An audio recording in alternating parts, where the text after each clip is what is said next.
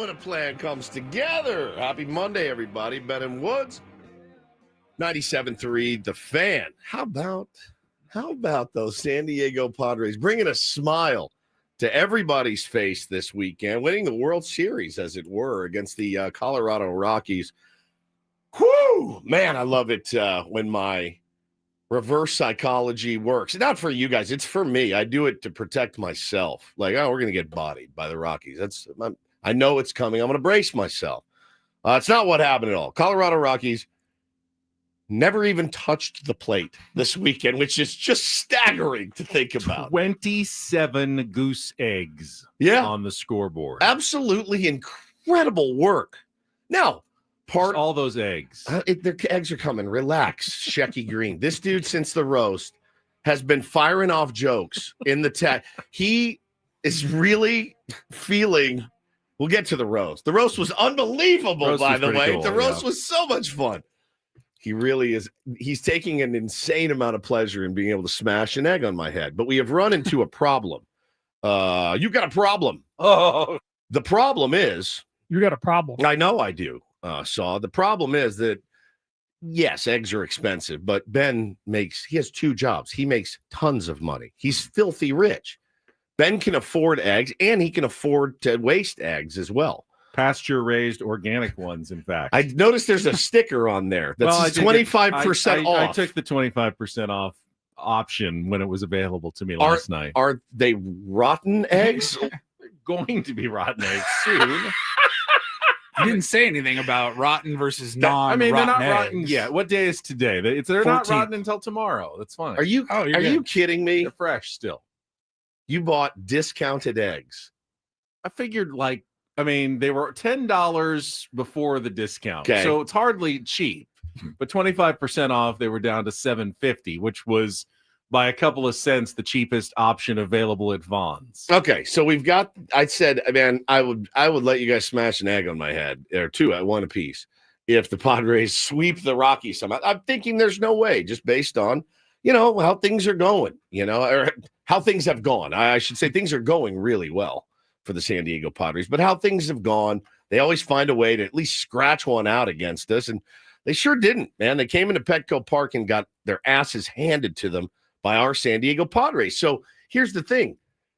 We can't do it in the studio. We just can't. Our engineers would come up behind me and slit my throat and give me a Colombian necktie. I agree with that. We can't do it in the studio. That would be good radio. Me getting a Colombian necktie live on the air.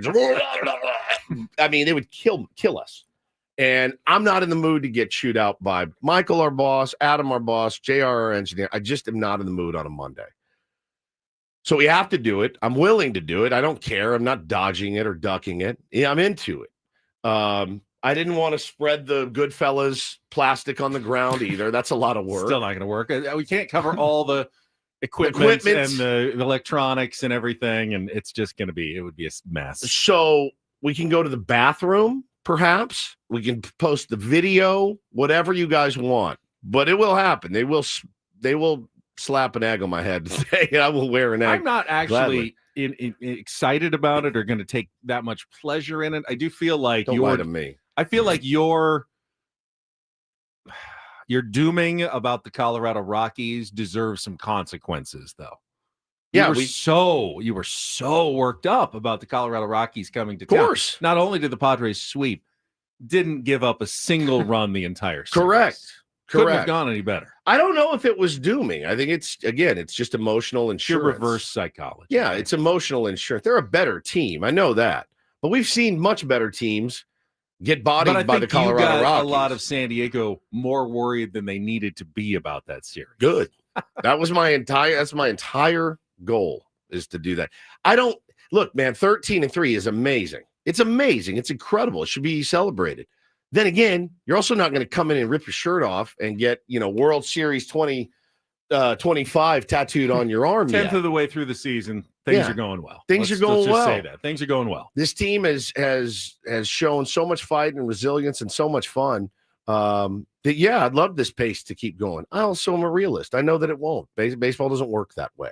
It just doesn't. So there's a lot to unpack. Very happy for the guys. Very proud of the guys. I was talking to my dad this morning. who, I mean, again, I think he's got 1 foot out and 1 foot in. He's like, Yankees are pretty boring to watch. Really find myself watching more of the Padres. I go, I'm telling you, Pops, I'm telling you, they get in the bloodstream and it's hard to, he goes, you guys are such a fun team. I go, yeah, it's really cool to see 26 guys playing as a team. That's the dream. Man, they may flame out. You lose in the World Series. You just never know. But you cannot deny unequivocally that this team is a friggin' blast to watch and root for. They're so easy to root for, man. So I will get the eggs to the face. No problem. We'll figure out when and where to do it. I'd love to do it right here and just wear it for a whole segment. You guys know I would do that for you. You know I would. What if we just carefully crack it right on your forehead? Where's it going to go? Hey, that's the thing. Where's it going to go? Where did it run go? Down your face. I'll let it happen, but you have to be there to clean it up. That's why I suggested we bring a garbage bag and cut a hole and wear that. I mean, it's still going to run off onto the floor. It's going to run off onto my chair and the floor, the keyboard, the microphone. I do worry about that. That was always a concern in the studio. So I will do it. You guys know the only thing I will not do is drink a raw egg. I will not do that. Like crack it in my mouth. If you want to see the equipment really get ruined, that scene in Rocky when he does it makes me retch every single time. Friole says it sounds like I'm ducking. I swear to God, I'm not ducking, dude. There will be a video of it. I don't want to get my ass chewed in the studio. I just don't. I don't want to wreck this equipment. I don't want to be that guy. So a lot of people this weekend. Holy cow. Everywhere we went. How'd the roast go? How'd the roast go? How'd the roast go? How'd the roast go? How'd the roast go? We had the time of our lives. We really did. Paulie, do you have the picture of Benny and I? So we got our tuxes, the whole thing. You played golf Friday. I actually went home Friday and spent a decent amount of time trying to pare it down. We had a bunch of notes. I had to put those things together, make it flow a little bit. I actually had a lot of fun doing it, paring it down to try to get the best of the best. So again, if you'd missed the story, we were roasting my father-in-law. It's his 75th birthday. My mother-in-law, I'll do anything to make her happy. I love her to death. She's amazing. She asked me to do it. I said, yes. She puts on a heck of a party. I mean, are you kidding me? That party was unbelievable, dude. It's the upper crust of the upper crust, right? One of the best carving stations I have ever experienced in my life. Full sushi experience, guys in their cutting up fresh sushi. It was unbelievable.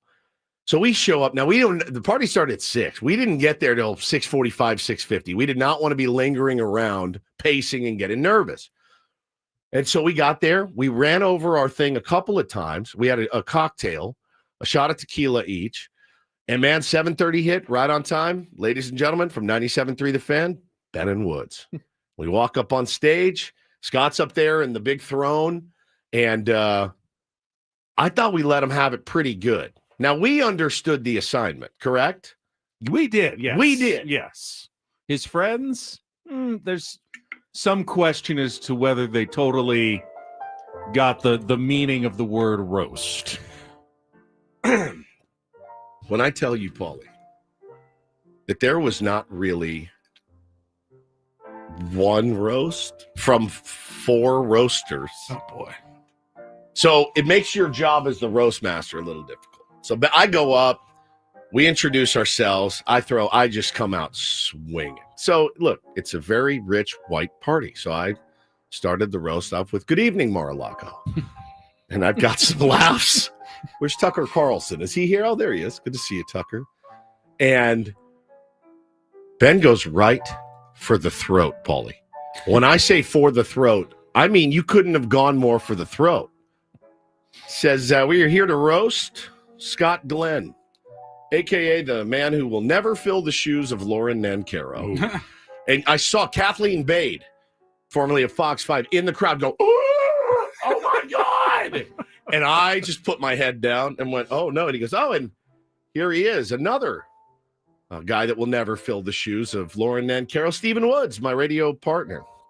It was, it's how you do it. You come out, kick him right in the nuts. For those who are newer to the San Diego scene, Lauren was a beloved San Diego television institution. I worked with him for many years at Channel 10.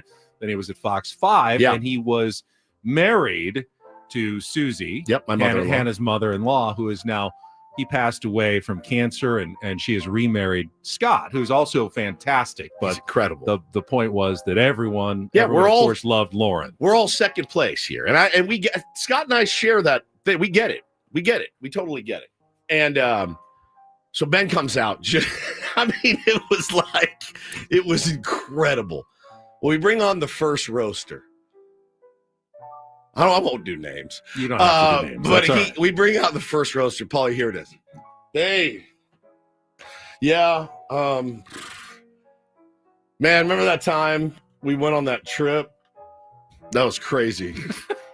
Am I lying, by the way? Am I exaggerating? Well, wasn't just the first one either. He says, I remember one time Scott and I and some other white rich friends, we did like a city slickers experience, and I remember we had to like ride in like a dirty carriage. That was crazy. Paulie, I'm not joking. So he drags on I said keep it 5 minutes. He drags on about 14 minutes. Oh my God.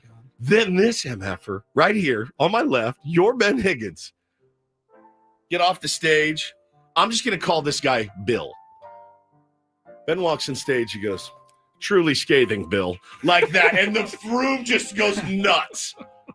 So then the next guy comes up. He was pretty cool. He was a cool guy. He's known Scott. So my joke about him was, he's a true friend. He's been friends with Scott before he made money. He was like, when Scott was poor, they were friends.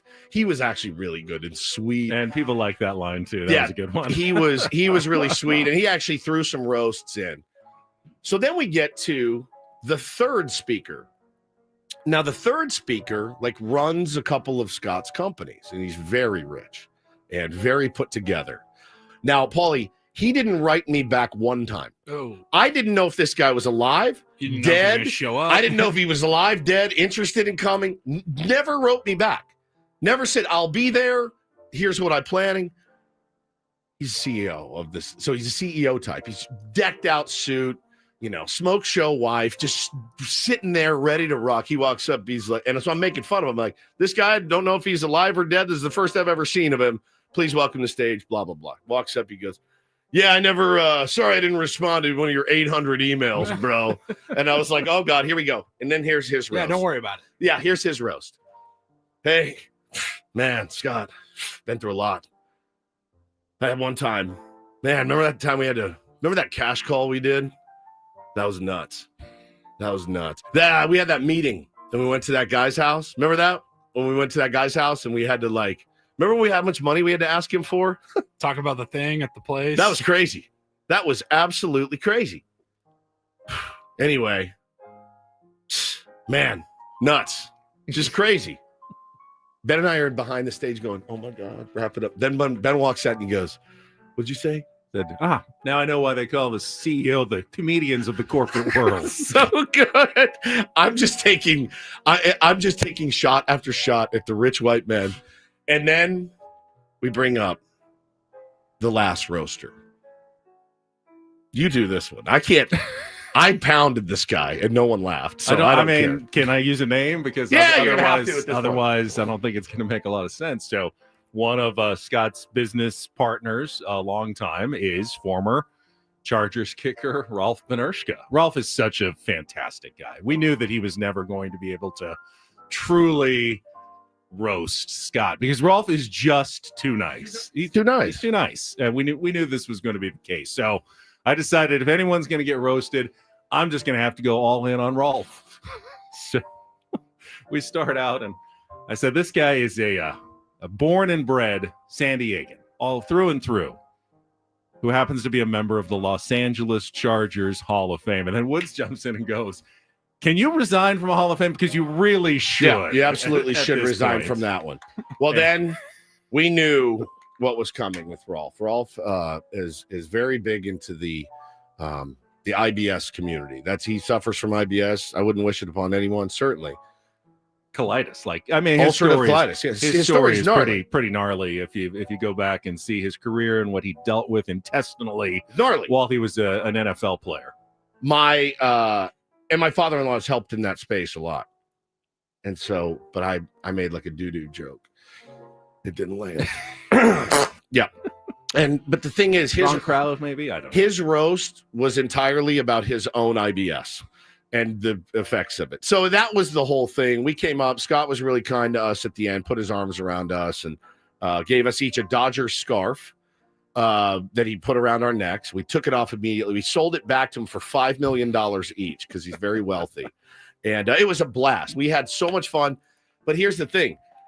Our price tag for this thing is through the roof. So if you're listening right now, I want Ben and Woods to roast somebody in my life, it's going to cost you a fortune because we got paid a fortune for this thing. I'm not joking. Like we cleaned house on this thing. Unless you're with the IRS, and then we did it for free. I did that as a charitable exempt donation for the IRS, as far as if you're listening. But we had such a great time. It was so fun to be in tuxedos. You feel like a superhero in a tuxedo, don't you? We looked pretty sharp. I thought we looked pretty sharp. Said, anytime anyone ever asks for a new Ben and Woods picture, that's the only one they're ever getting. Doesn't matter. This is the new Ben and Woods picture. Bro, it was, Paulie, 4 roasters, no roast jokes. Navigate that the whole time. I mean, none of these guys understood the assignment at all. And it's a testament, too, to my father-in-law, who's really tough to roast. Like, hey, your house is massive. You have so much money. What a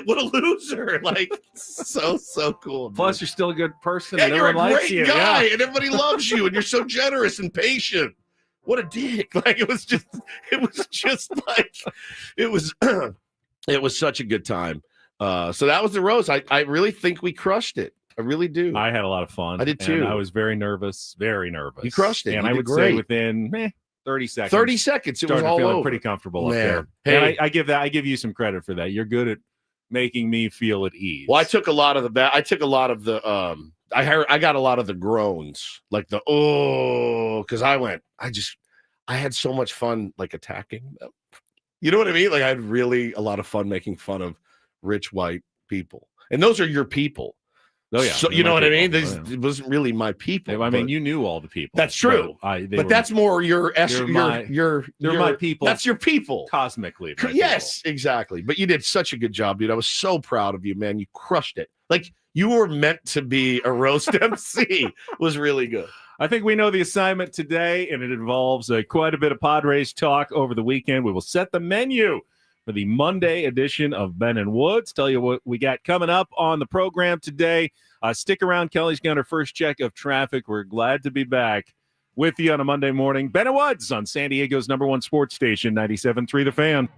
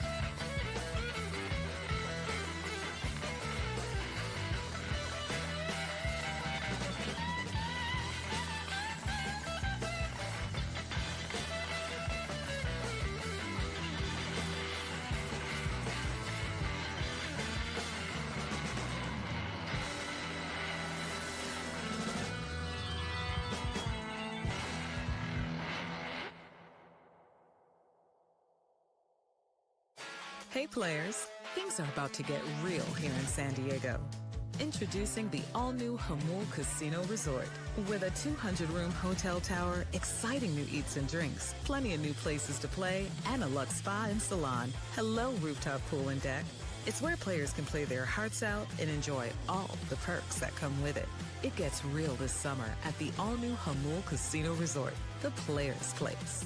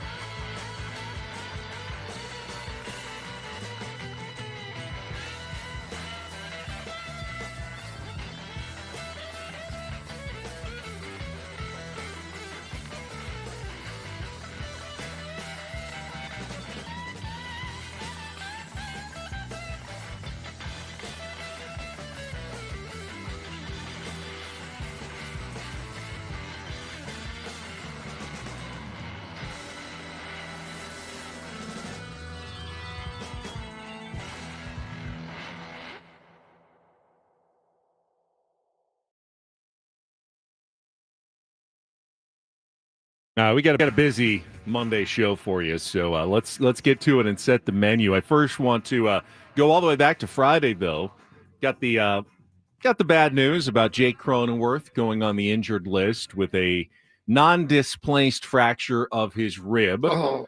Incredible that he actually played through it for a few days. Hit a home run. My God! After taking that pitch to the ribs, kidney area. It's a hockey player. Yeah, he's tough. But this is probably something that's going to take more than 10 days to heal, unfortunately. I've seen various estimates of 2 to 4 weeks, up to 6 to 8 weeks, possibly, which is a real bummer for Jake. I'm sure he's going to do everything he can to get back on the field as soon as possible, but there's not much you can do to make a bone heal faster when it's cracked. I mean, a rib too. Like you can't breathe. You definitely can't swing. You don't want to slide. You don't want to throw. That's just not. You're just kind of at its mercy.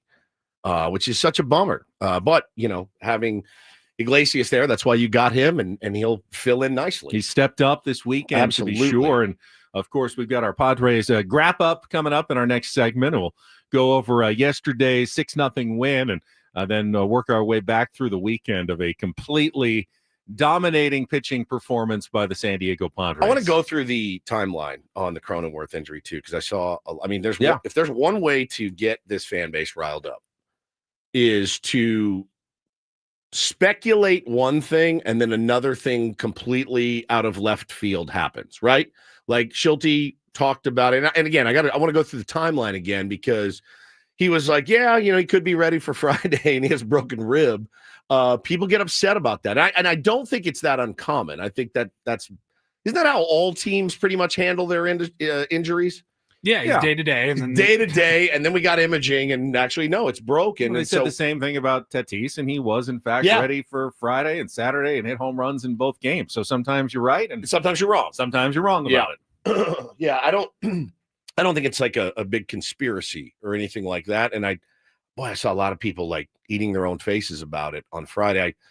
There's so much more with this team that I worry about. That's kind of the last of it. I know they have the players' best interests at heart. Does it not make sense to people that Jake gets hit? They do pretty full medical evaluation of him, and sometimes in the initial evaluation, you have some swelling and some fluids, and it obscures perhaps maybe some of the readings and the diagnosis, but otherwise you don't see anything that looks like it's particularly concerning. Just give him a couple of days, he should be fine. But then when the swelling goes down a bit and you're able to do more imaging, okay, now it shows up. He's got essentially a crack in one of his ribs, and there's not much you can do about that other than wait for the thing to heal. Maybe it's age and wisdom. It doesn't make me pucker like it used to, even perhaps. Like it just doesn't get my skin crawling.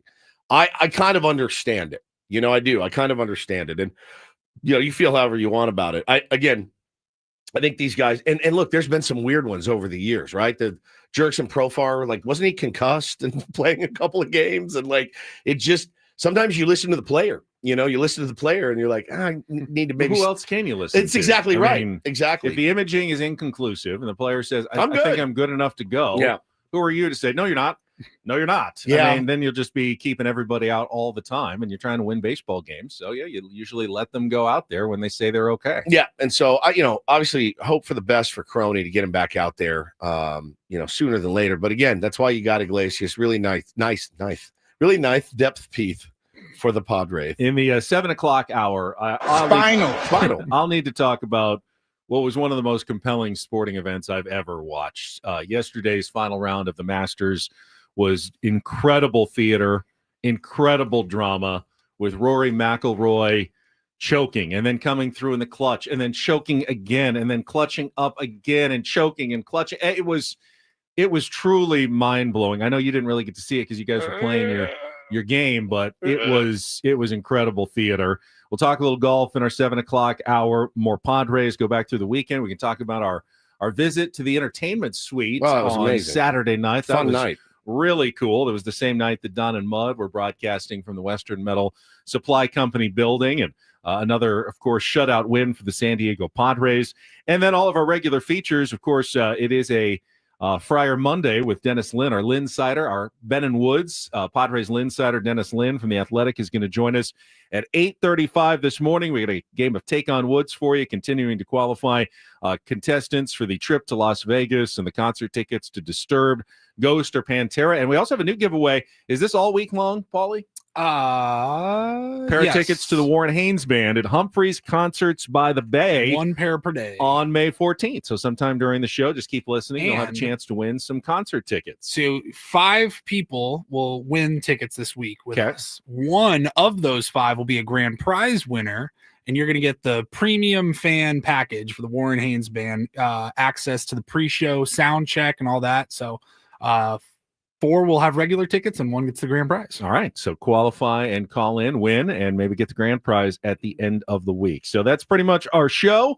We will get things started with the highlights from Jesse and Tony, our Padres wrap-up for a Monday morning, and a lot of loving winning when we come back with Ben and Woods on San Diego's #1 sports station, 97.3 The Fan. So speaking of winning, Underdog just became one of the best places to make picks during the basketball playoffs with their Extender promo. With the Extender, you can play your way to increasingly bigger boosts each round of the playoffs. Start a playoff series by using your Game 1 boost, continue boosting each subsequent game to unlock the next one. The longer the series, the bigger the boosts.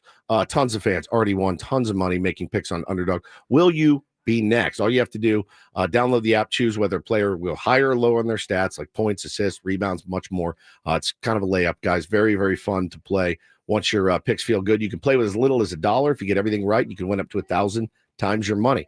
So all you got to do, download the Underdog app, sign up with the promo code WOODS, and unlock a special offer of up to $1,000 in bonus cash when you make your first deposit. Use promo code WOODS when you do.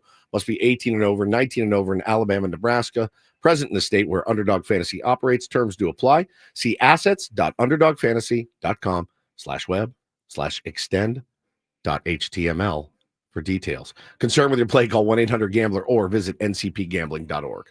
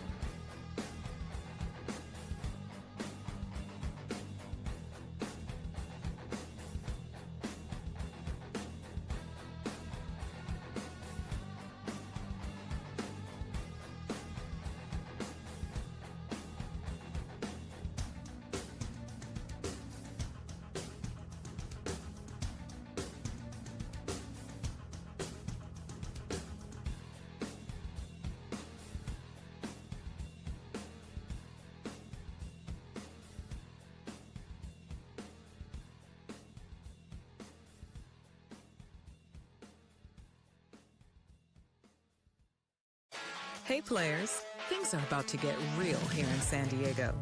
Introducing the all-new Hamul Casino Resort. With a 200-room hotel tower, exciting new eats and drinks, plenty of new places to play, and a luxe spa and salon. Hello, rooftop pool and deck. It's where players can play their hearts out and enjoy all the perks that come with it. It gets real this summer at the all-new Hamul Casino Resort, the player's place.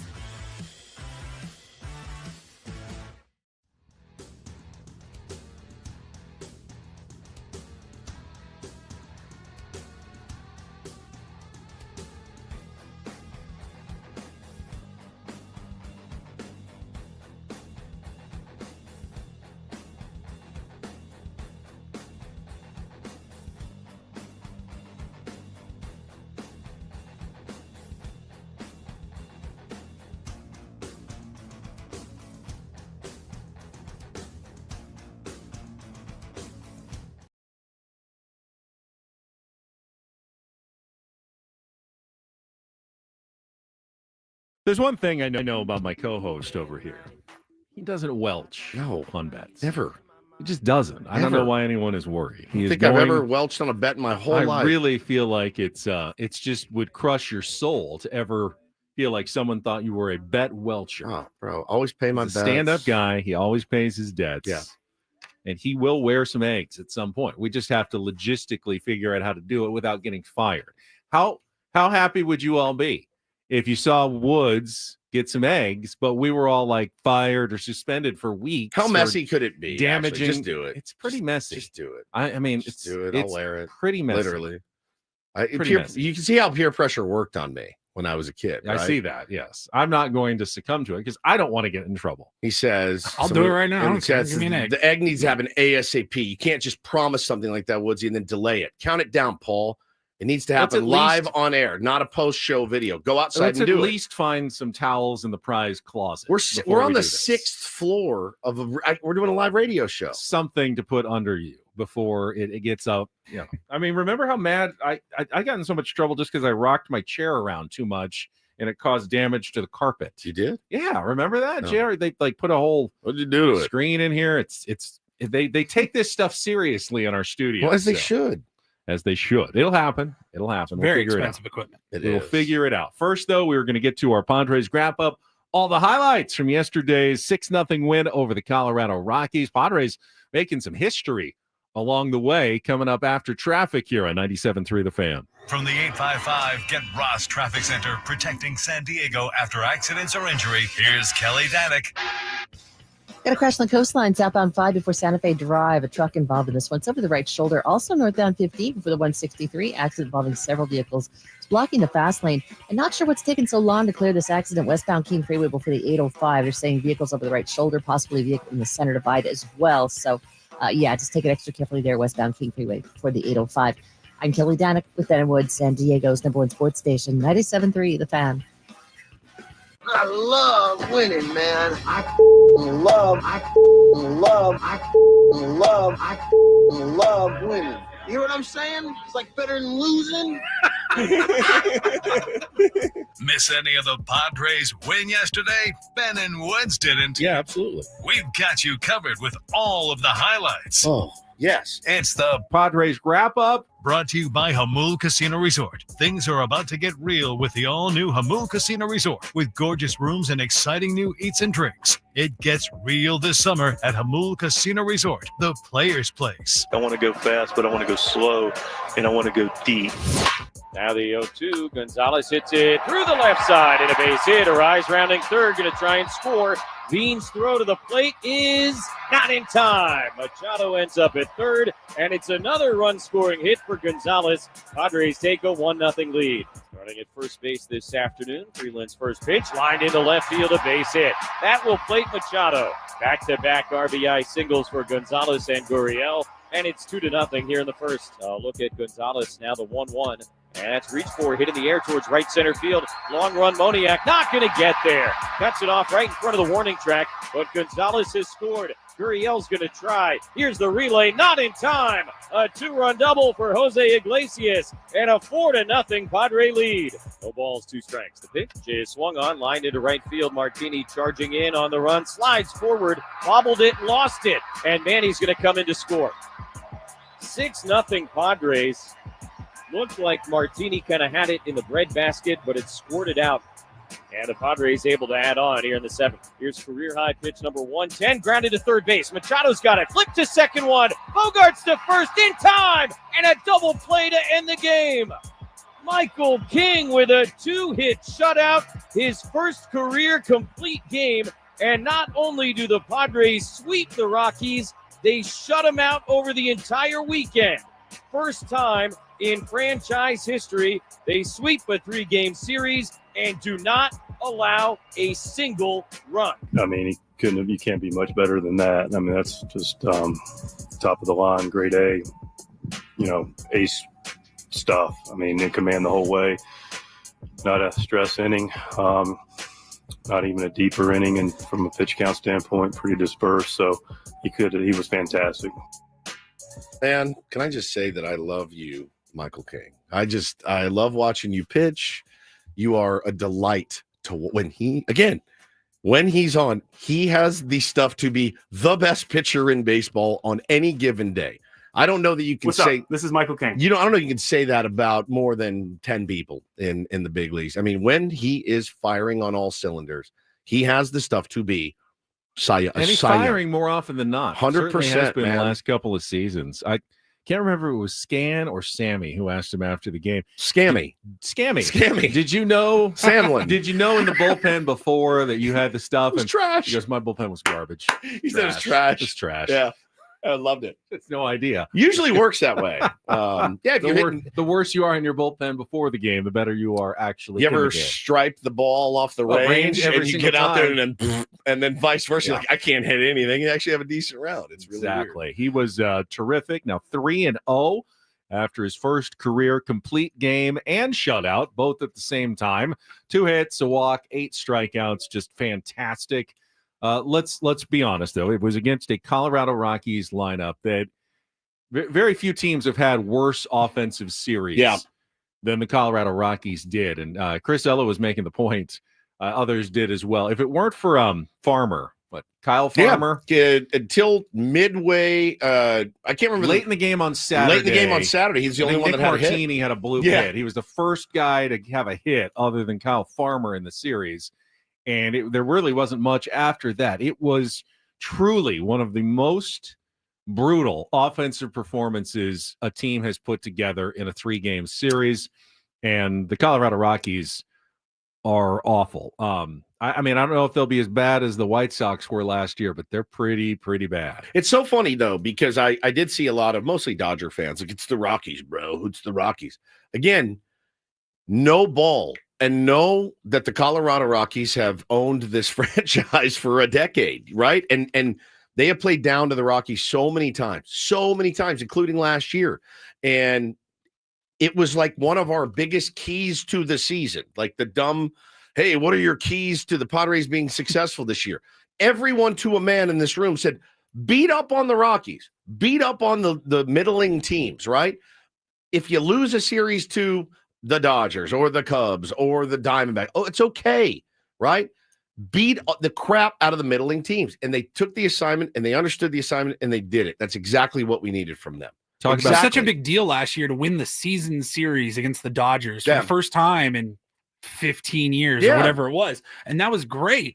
But that kind of cancels each other out when you get lose, bodied by the teams that you're supposed to be. 100%. And there was these guys came out, they pitched well, they played great defense, they hit timely hitting.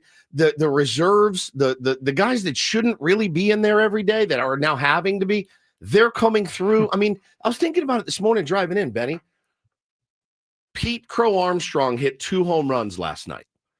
That's 1 more home run than Xander Bogaerts and Manny Machado have combined. Right? You're getting this without, Manny's hitting the ball really well. So is Xander. But they're both producing. They're producing. But think about it. You're not getting these world beater seasons from the top of your lineup. Tatis is obviously coming into his own the last few days. But think about who's getting it done for this team, man. It is the Jason Haywards, the Iglesias, the Oscar Gonzalez the last couple of days. It's really, really special. Yuli Gurriel with a knock yesterday and an RBI.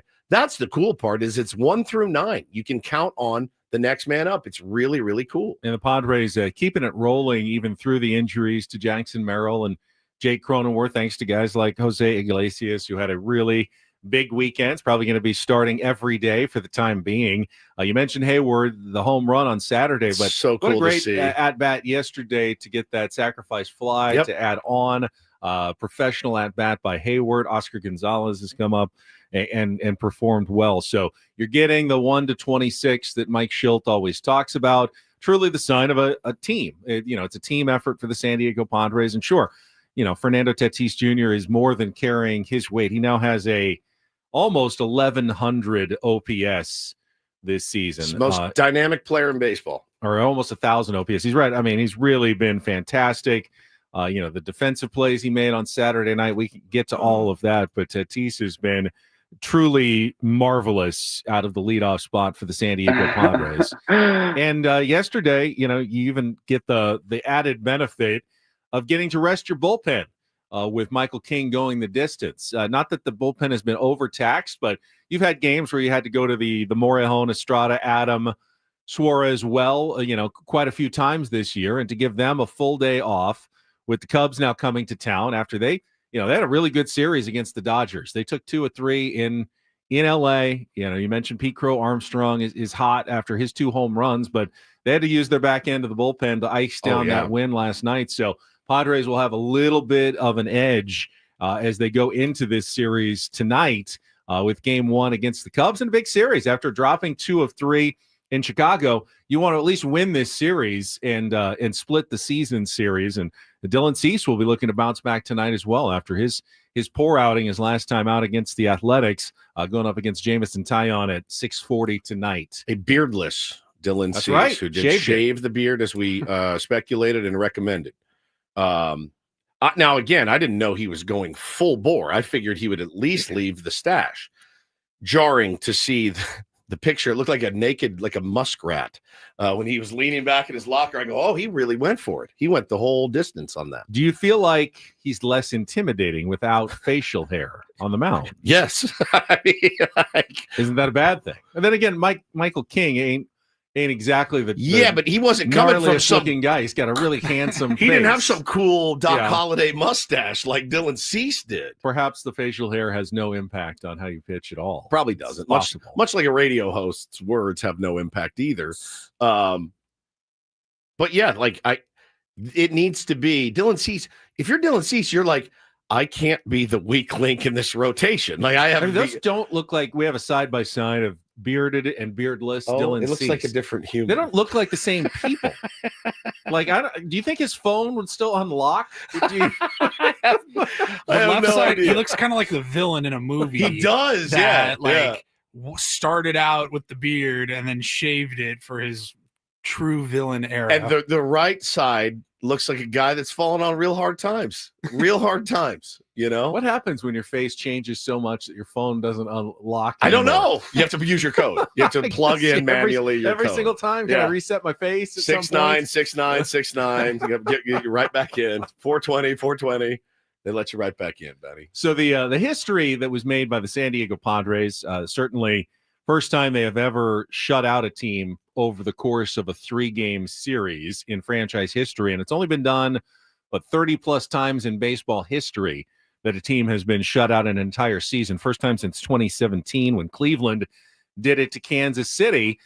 34 consecutive scoreless innings now, going back to the Athletics series during the 4-game winning streak for the San Diego Padres.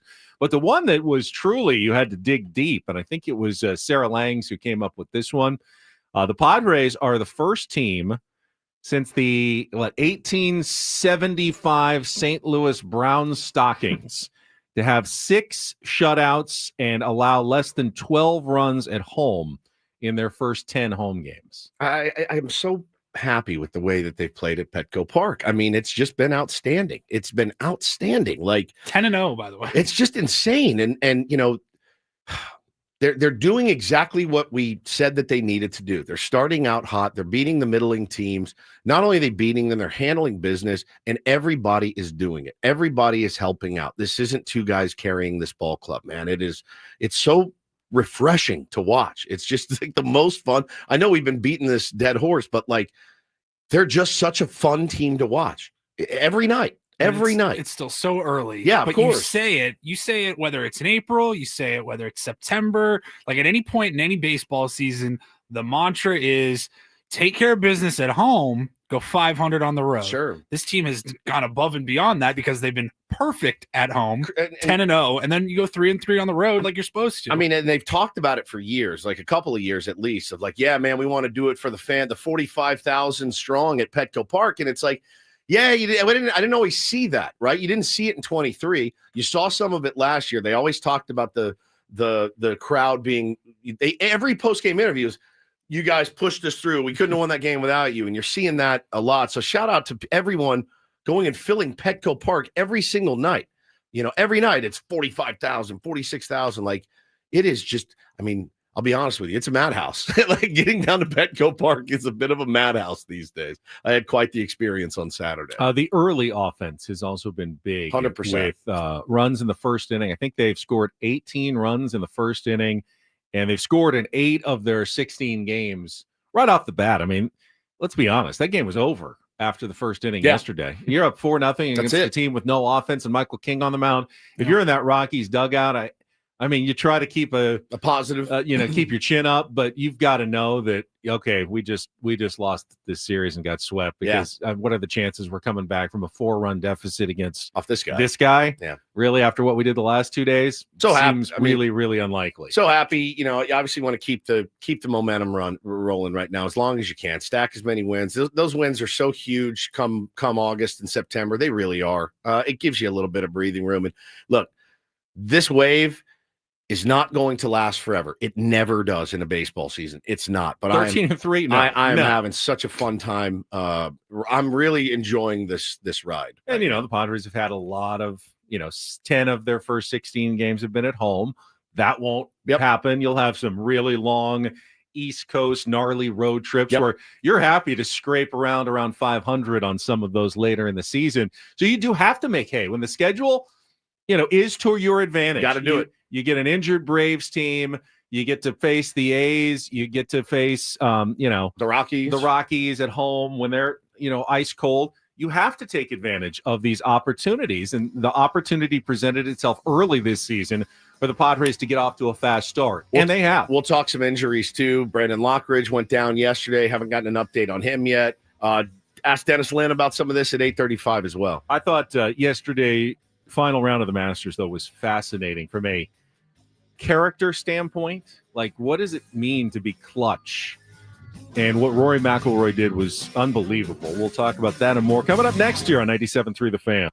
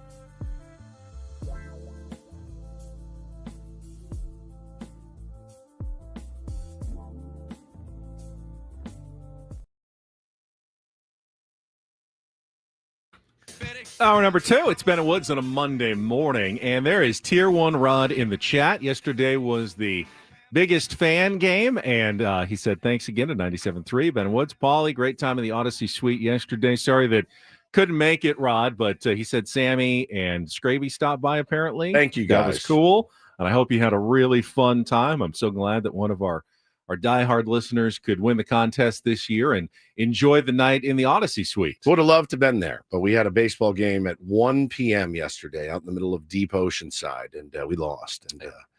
And I'm beside myself pretty much. Tough game. Yeah, we stink right now. Sorry, we got to figure out who you're in the top league now. We are. We got to figure out. It's got to be a bit of a learning curve. We got to figure out who we want to be. For me, I was watching. Yeah, you're sitting on your ass watching golf. I had baseball on my. I had baseball on my phone. Just I had admit golf it. on the TV and was watching both at the same time. And I would have really regretted it had I missed that final round of the Masters. I know that not everybody out there is a golf fan. You think it's boring, especially to watch on television. And I'm gonna surprise you. It is sometimes. Sometimes it's it truly. is. Sometimes golf can be very boring. I enjoy the piece of it in those occasions, but yesterday's final round of the Masters was some of the best sports theater I have ever watched, along the lines of World Series, Super Bowls, NBA Finals. I mean, it was riveting, really from the first hole to the last hole, with Rory McIlroy and the demons that he carried with him, the failures to complete the career Grand Slam. It had been 11 years since he had won his last major. It had so many close calls, even at Augusta, where just wasn't sure he was ever going to win that green jacket. And finally, he puts himself back in position with a 2-shot lead, of course, over Bryson DeChambeau, the live golfer who had denied him the U.S. Open last year at Pinehurst with that amazing shot on 18 after Rory missed the little 3-foot putt a couple of holes earlier that cost him a U.S. Open title. So he's got to go head-to-head against Bryson. And what happens? Well, it's the PGA v Live. It's the whole thing. The Rory's the face of the PGA, right, and Bryson is one of the faces of Live Golf. And we're the best. No, we're the best. And you guys are this, and you guys are that. A lot of finger pointing over the years. To have it come down to those two is, it's Padres, Dodgers, Yankees, Red Sox. It's like this is what you live for. And what happens? No pun intended. What happens on the very first hole? Rory makes a double bogey. And honestly, and he kind of agreed after the round, might have been one of the best things that happened to him by making the double bogey on the first hole. And then Bryson birdies the second hole. And all of a sudden, Rory's down. He gave it up. He's down after 2 holes, a stroke to Bryson. And it really kind of was a shock to the system to Rory McIlroy, who then picked up 2 shots on 3, 2 shots on 4 to reestablish his 3-shot lead. Made a couple more birdies, birdied 10, got to 14 under par. And at that point, with 8 holes to go, it looked like it was completely over. Rory McIlroy had it. It was going to be a coronation on the back 9. Yep. Just had to get through Amen Corner, 11, 12, and 13 in Augusta. And it fell apart. I mean, Rory absolutely choked. Bogeyed 11 after getting a great break, staying out of the water by inches on his second shot. Still made the bogey. Par 12, and then 13, just maybe the most mind-bogglingly bad shot you'll see from one of the best players in the world. Lays up, totally safe, easy wedge, right to the par 5. He's going to have a birdie putt of some length, very easy shot, and just hits this little weak block into the creek and takes a double bogey. And just like that, the lead is gone as Justin Rose is making this 5 birdies and 6-hole run on the back 9 to go from 5 under to 11 under. And now Rory's tied for the lead. Then he bogeys 14 and he's behind again. And now Oberg is tied as well. And it's turning into a Greg Norman like one of the biggest collapses in golf history. Rory is never going to get over this. I mean, can't get through it. There's no way you get through Rory it. Rory is done. He's absolutely done. How can you recover from something like that? You are a choker. Everyone thought maybe you were a choker. You have now proved it beyond any shadow of a doubt. You are one of sports' all-time biggest chokers in the clutch. And what does he do right after that? Comes up with an unbelievable second shot, 7-iron around a tree to the par 5 to about 4.5 feet for eagle. And then he chokes the the putt. putt. I mean, just the weakest little putt, still makes the birdie, but misses the eagle. It's a great shot on 16, misses the putt. 17, puts it in the fairway, knocks it to like 2.5 feet for a birdie to retake the lead by 1. So all he needs is a par on the last hole. Finally. All right. And Rose is in the clubhouse with a 66 at this point. But he can't do anything about it. So all he needs is a par. And I'm thinking, okay, Rory's stepping to the 18. I know what's going to happen here. This is another Rory's going to blast it way right or into the bunker Going or in something. the trees. Yep. And he hits a perfect drive. I mean, perfect. Right down the middle. He's got 125 yards in. It's over. I mean, a pro from 125 out. It's going to make a par or birdie 19 out of 20 times, 29 out of 30 times. It's an easy shot for him. And what does he do? Hits a little block again into the bunker.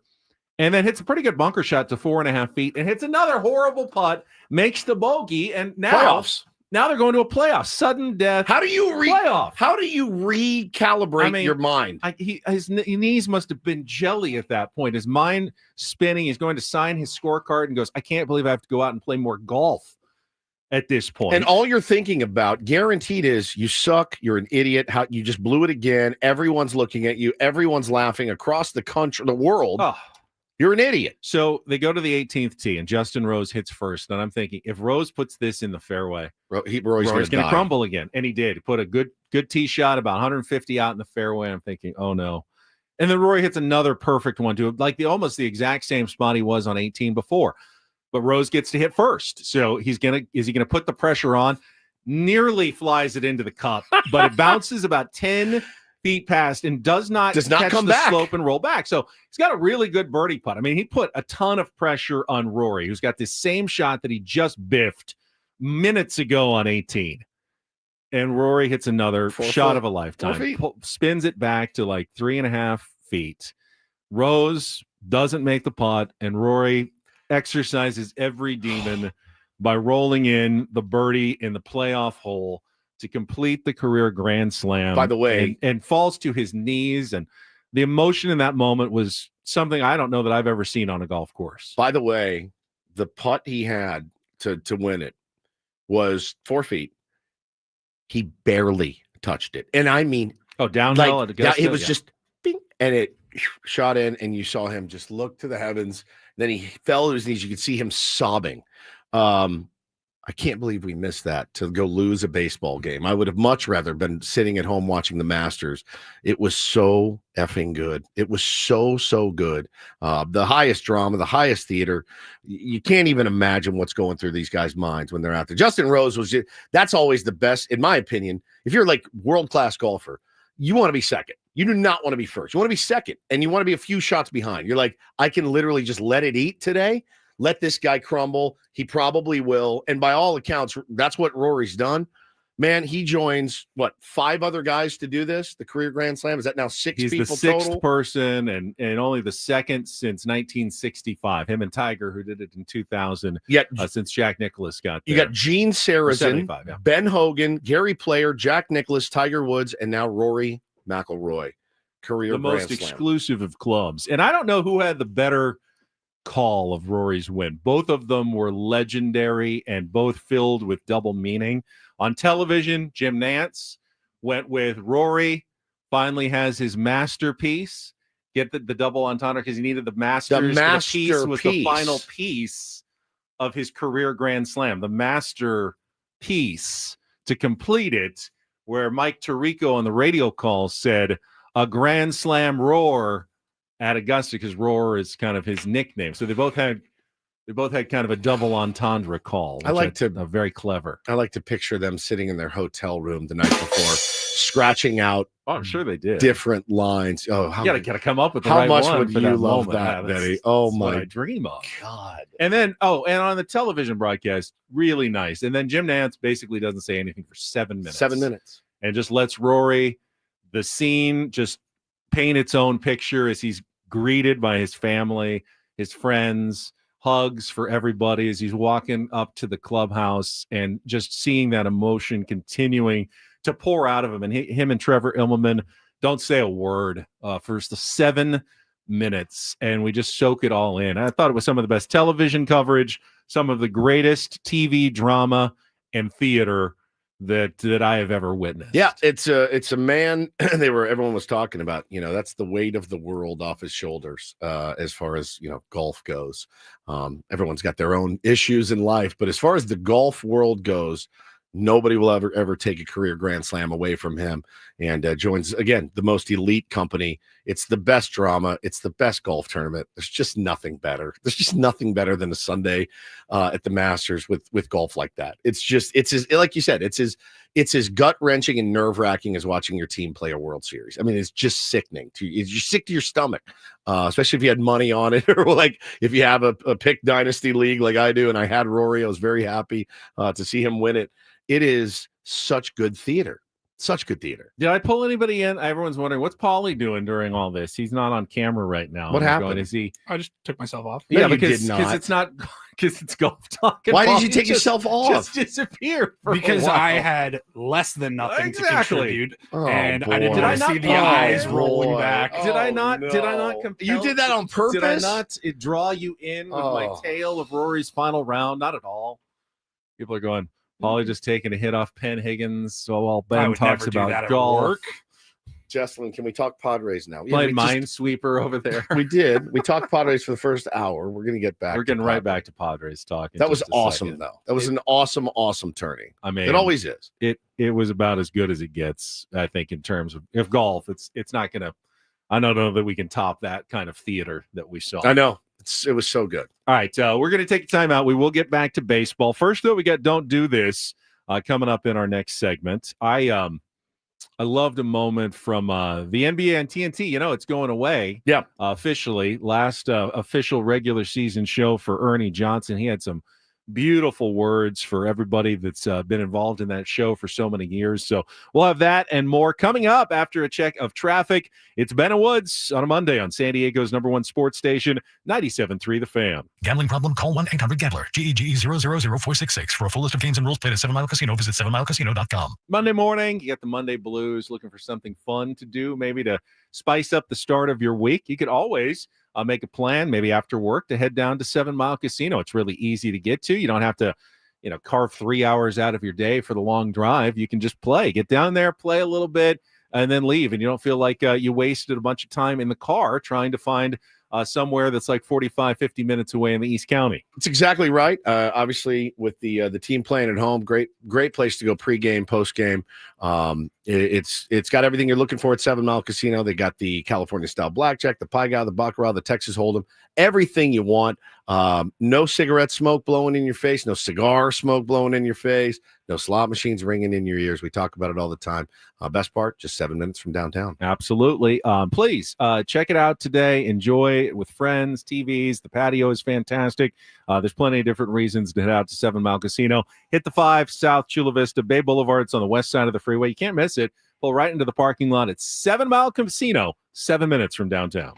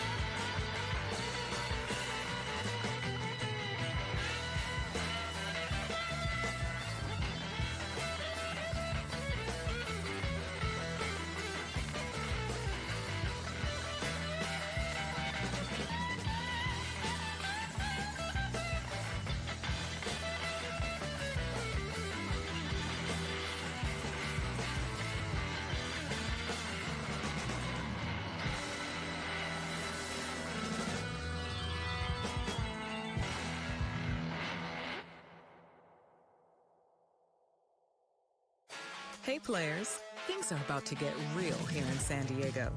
Introducing the all-new Hamul Casino Resort. With a 200-room hotel tower, exciting new eats and drinks, plenty of new places to play, and a luxe spa and salon. Hello, rooftop pool and deck. It's where players can play their hearts out and enjoy all the perks that come with it. It gets real this summer at the all-new Hamul Casino Resort, the players' place.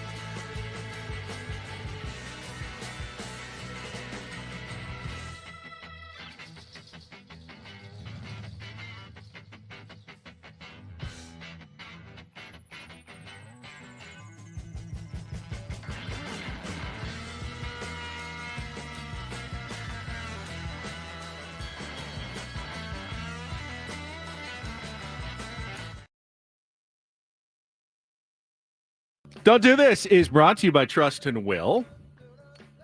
Don't leave your entire estate, house, kids, and life savings up to chance if and when you die.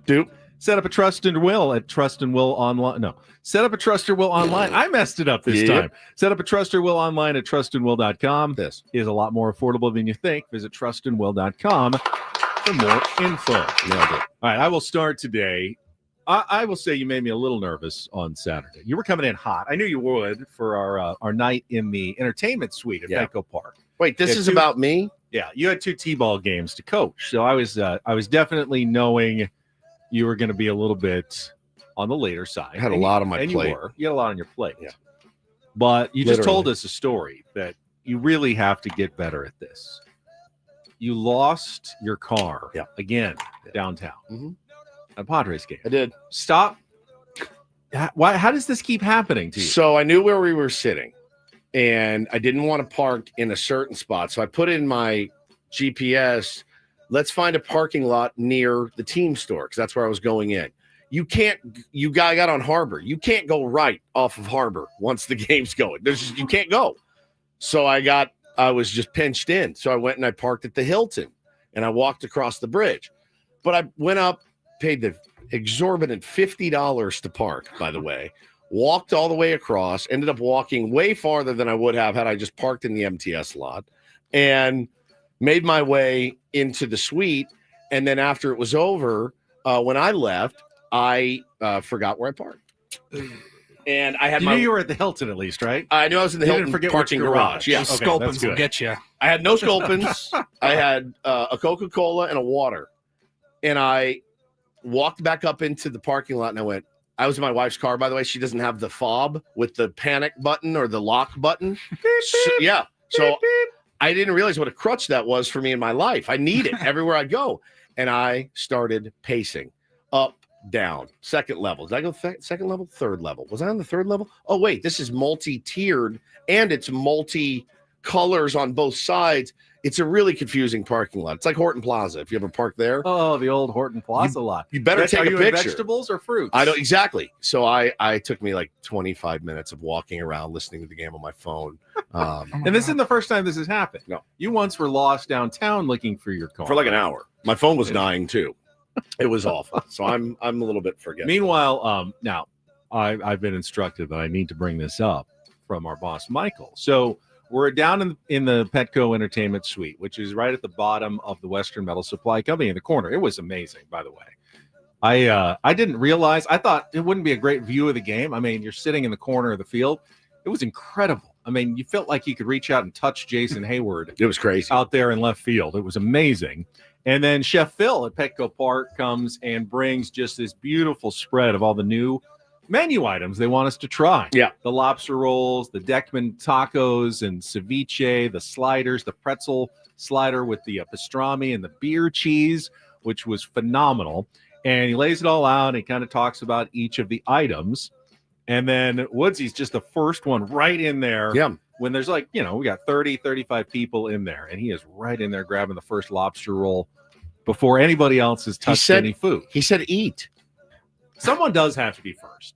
It's always awkward because someone has to be first. He said, all right. But the person who's first always commits the faux pas of being first. I didn't feel it was a faux pas. I feel like let's get this thing moving. Everyone's standing around with Chef Phil. These guys got to get back to work. And they're like, Chef Phil, can I ask you a couple questions? What was your creative inspiration for these sliders that you made? Let the dude go back to work. Let's eat. But when you anytime if you're going to dinner at someone's house and there's like a buffet station, you're never supposed to be the first. That's what my mother taught me. I rarely am, but don't that night, be the first person at the buffet line. Like I just wanted to get it in me and get it not over with because it was really good. I just, let's get this thing going. The problem is if everybody, how did you gain all the weight? If everybody followed what their mother said, don't be the first person. No one would eat. No one would ever eat. That's a problem, bro. You should have seen. There was like 20 air staff there. The jackals. They pillaged. No one eats like radio. Nobody, people, especially when the food is free. Yeah, man. They pillaged this thing. I did get a chance to have the banana pudding, and it was. I brought me to my knees. I don't know why people haven't been hyping it up more. It's like real southern banana pudding with vanilla wafers. It's ungodly. In the whipped cream, in the helmet cup. Yeah. It's like one of the best ballpark desserts of all time. It's the best ballpark dessert I've ever had. I think you're probably right. It was so good. It made my knees weak, man. It was so good. Yeah. I love vanilla wafers too. I do too. It was all deadly, man. I said it was the best ballpark treat that I've ever had at a sporting event. There's no question about it. You have to get it. People were tweeting all Where do you get that? It's at the Seaside Market location on the first base side. They sell out, so get there. Like when you get to the ballpark, go do get dessert first. Do dessert first. It's worth it. Get your banana pudding and then figure out what you're going to eat afterwards because they seem to sell out of that really quickly. And you can see why. I mean, it's also in a little helmet cup, which was, it's way better than a helmet sundae, honestly. Oh, man, it was so good. This is a pretty insane don't do this that I saw Friday. You guys were playing golf. I was working on the roast, and I was on Twitter. And I saw that television news station, KTLA. Oh, my God. Just tweeted out the N-word, plural. That's it. That was the tweet. Blank. Tweeted it out. And I went. Making some sort of larger point? I have they just tweeted it out. And I saw it. I went. They were hacked. I said, yeah, right. They must have been hacked. And then you see the follow-up. KTLA experienced a technical error while adding language filters to our social media accounts, resulting in an offensive word being accidentally shared. We are appalled and apologize that this occurred. Obviously, it lives forever because screenshots and everything else. And so in their attempt to make sure that it never got out, they tweeted it out. And so I ask you this, Paulie, if you're going to put, because I know nothing about, you can I know you can block where, if I get tired of hearing about Shohei Ohtani, I can put in block that from my Twitter. Block, and I feel like I feel like you still see stuff. I don't know that I've muted many words, but I don't know how to set up a corporate account. Is this a legit excuse, do you think? I have no idea. No idea? I really don't. It's just weird that it's one word and it was tweeted. It wasn't 50 words that they're trying to. It's not out of the realm of possibility that you go into the settings and type words that you don't want to appear in your timeline, right? But I don't know how that results in hitting the compose, start a post, right, and put it out and then, there. Bam, the first word, and then hit send. I don't know. It was. I saw it and I went. Ugh. People have lost their jobs over less. Oh yeah. That was something. Go ahead, Ben. All right, finally a little do this. DD mega doo-doo. NBA regular season wrapped up over the weekend. Play-in tournament begins tomorrow, Woods. You got your 7-8 games with Atlanta at Orlando and Memphis at Golden State. Thank God. Clippers beat the Warriors in the last day to cinch the 5th seed. The Clippers and Nuggets will face off in the first round. Lakers are in the 3rd seed. They'll play Ant and the Minnesota Timberwolves in the first round. But with the end of the regular season, also kind of the end of an era, they'll still have some playoff shows. But the NBA on TNT, of course, it's not completely going away. The guys are mostly staying together, but we'll be doing the show on ESPN next year. So it is the end of an era on TNT. And wrapping up their final show, Ernie came out to their big Atlanta compound. And it was on a stage, and they had all the staffers who had worked on the show, worked at TNT, Turner, over the years. And Ernie had some really heartfelt comments. You know how Ernie is. He is such a genuinely good dude, and I thought we'd pull a little bit of the end of what he had to say on their last regular season broadcast ever. For the fans out there they think NBA, and they think NBA on TNT. That's why it hurts tonight.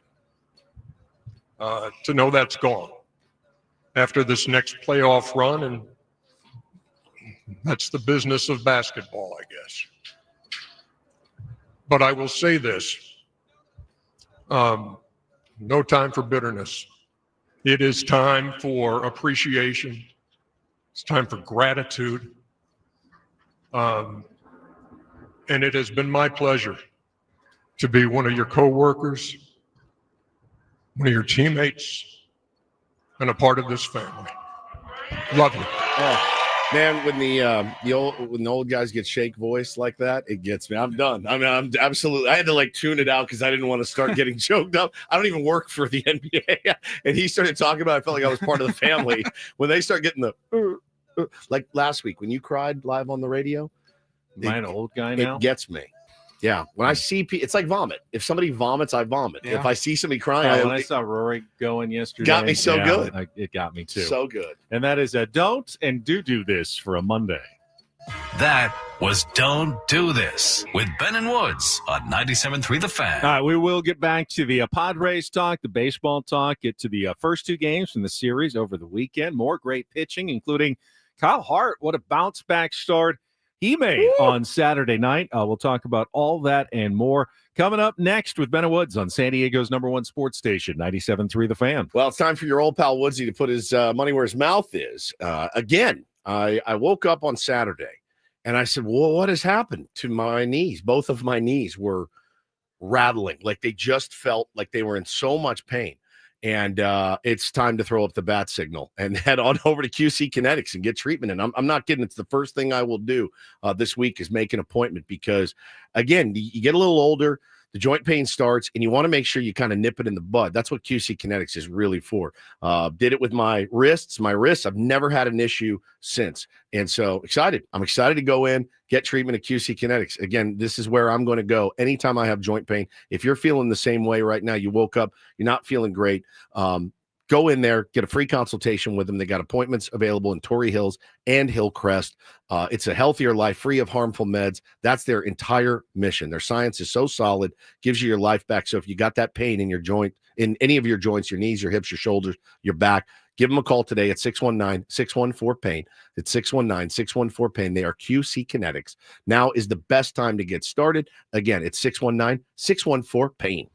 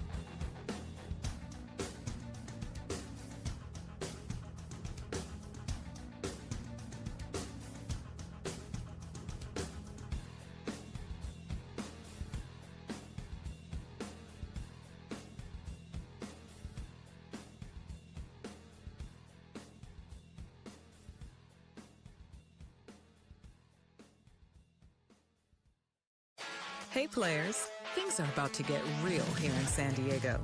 Introducing the all-new Hamul Casino Resort. With a 200-room hotel tower, exciting new eats and drinks, plenty of new places to play, and a luxe spa and salon. Hello, rooftop pool and deck. It's where players can play their hearts out and enjoy all the perks that come with it. It gets real this summer at the all-new Hamul Casino Resort, the players' place.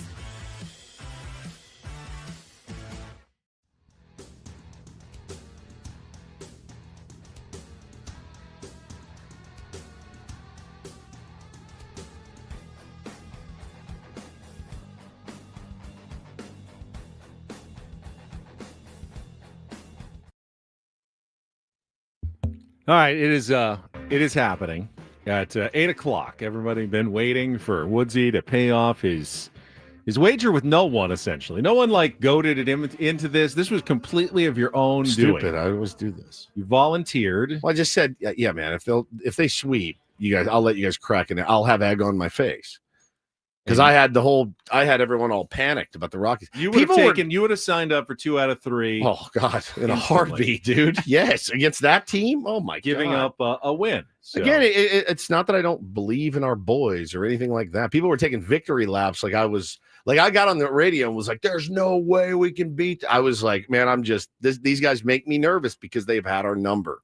And bro, happy to take the egg on my face. The Rockies really only had 2 good things going for them this weekend. The weather was nice. Well, I'm sure they enjoyed their trip to San Diego. And Kyle Farmer was the extent of their offense. Yeah. And their new pitcher made his second career start. Chase Dollander. Nasty. Was pretty nasty. He's nasty. They can feel good about having a young pitching prospect who looks like he might be a pretty decent arm on the big league level. Of course, on Saturday, he gave up the leadoff home run to Fernando Tatis Jr., and that's all it turned out to be for the Padres to end up winning that game 2-0. But other than that, it was all Padres. So Woodsy's going to pay off his wager at 8:00. We're just going to do it, and he's going to wear egg on his face. We're going to be careful. You're going to put on we got some extra T-shirts. I got T-shirts, case. some 97.3 The Fan shirts. I'll take them home and wash them. We'll see. If the engineers are listening, I might be running down the hallway to stop us right now, but that's we've decided that we're just going to go for it at 8:00. Yeah, and then at 8:35, we'll be joined by Dennis Lynn, our Ben & Woods Linsider, to talk more Padres baseball. But let's go back to Saturday night's game. We were sitting in the suite.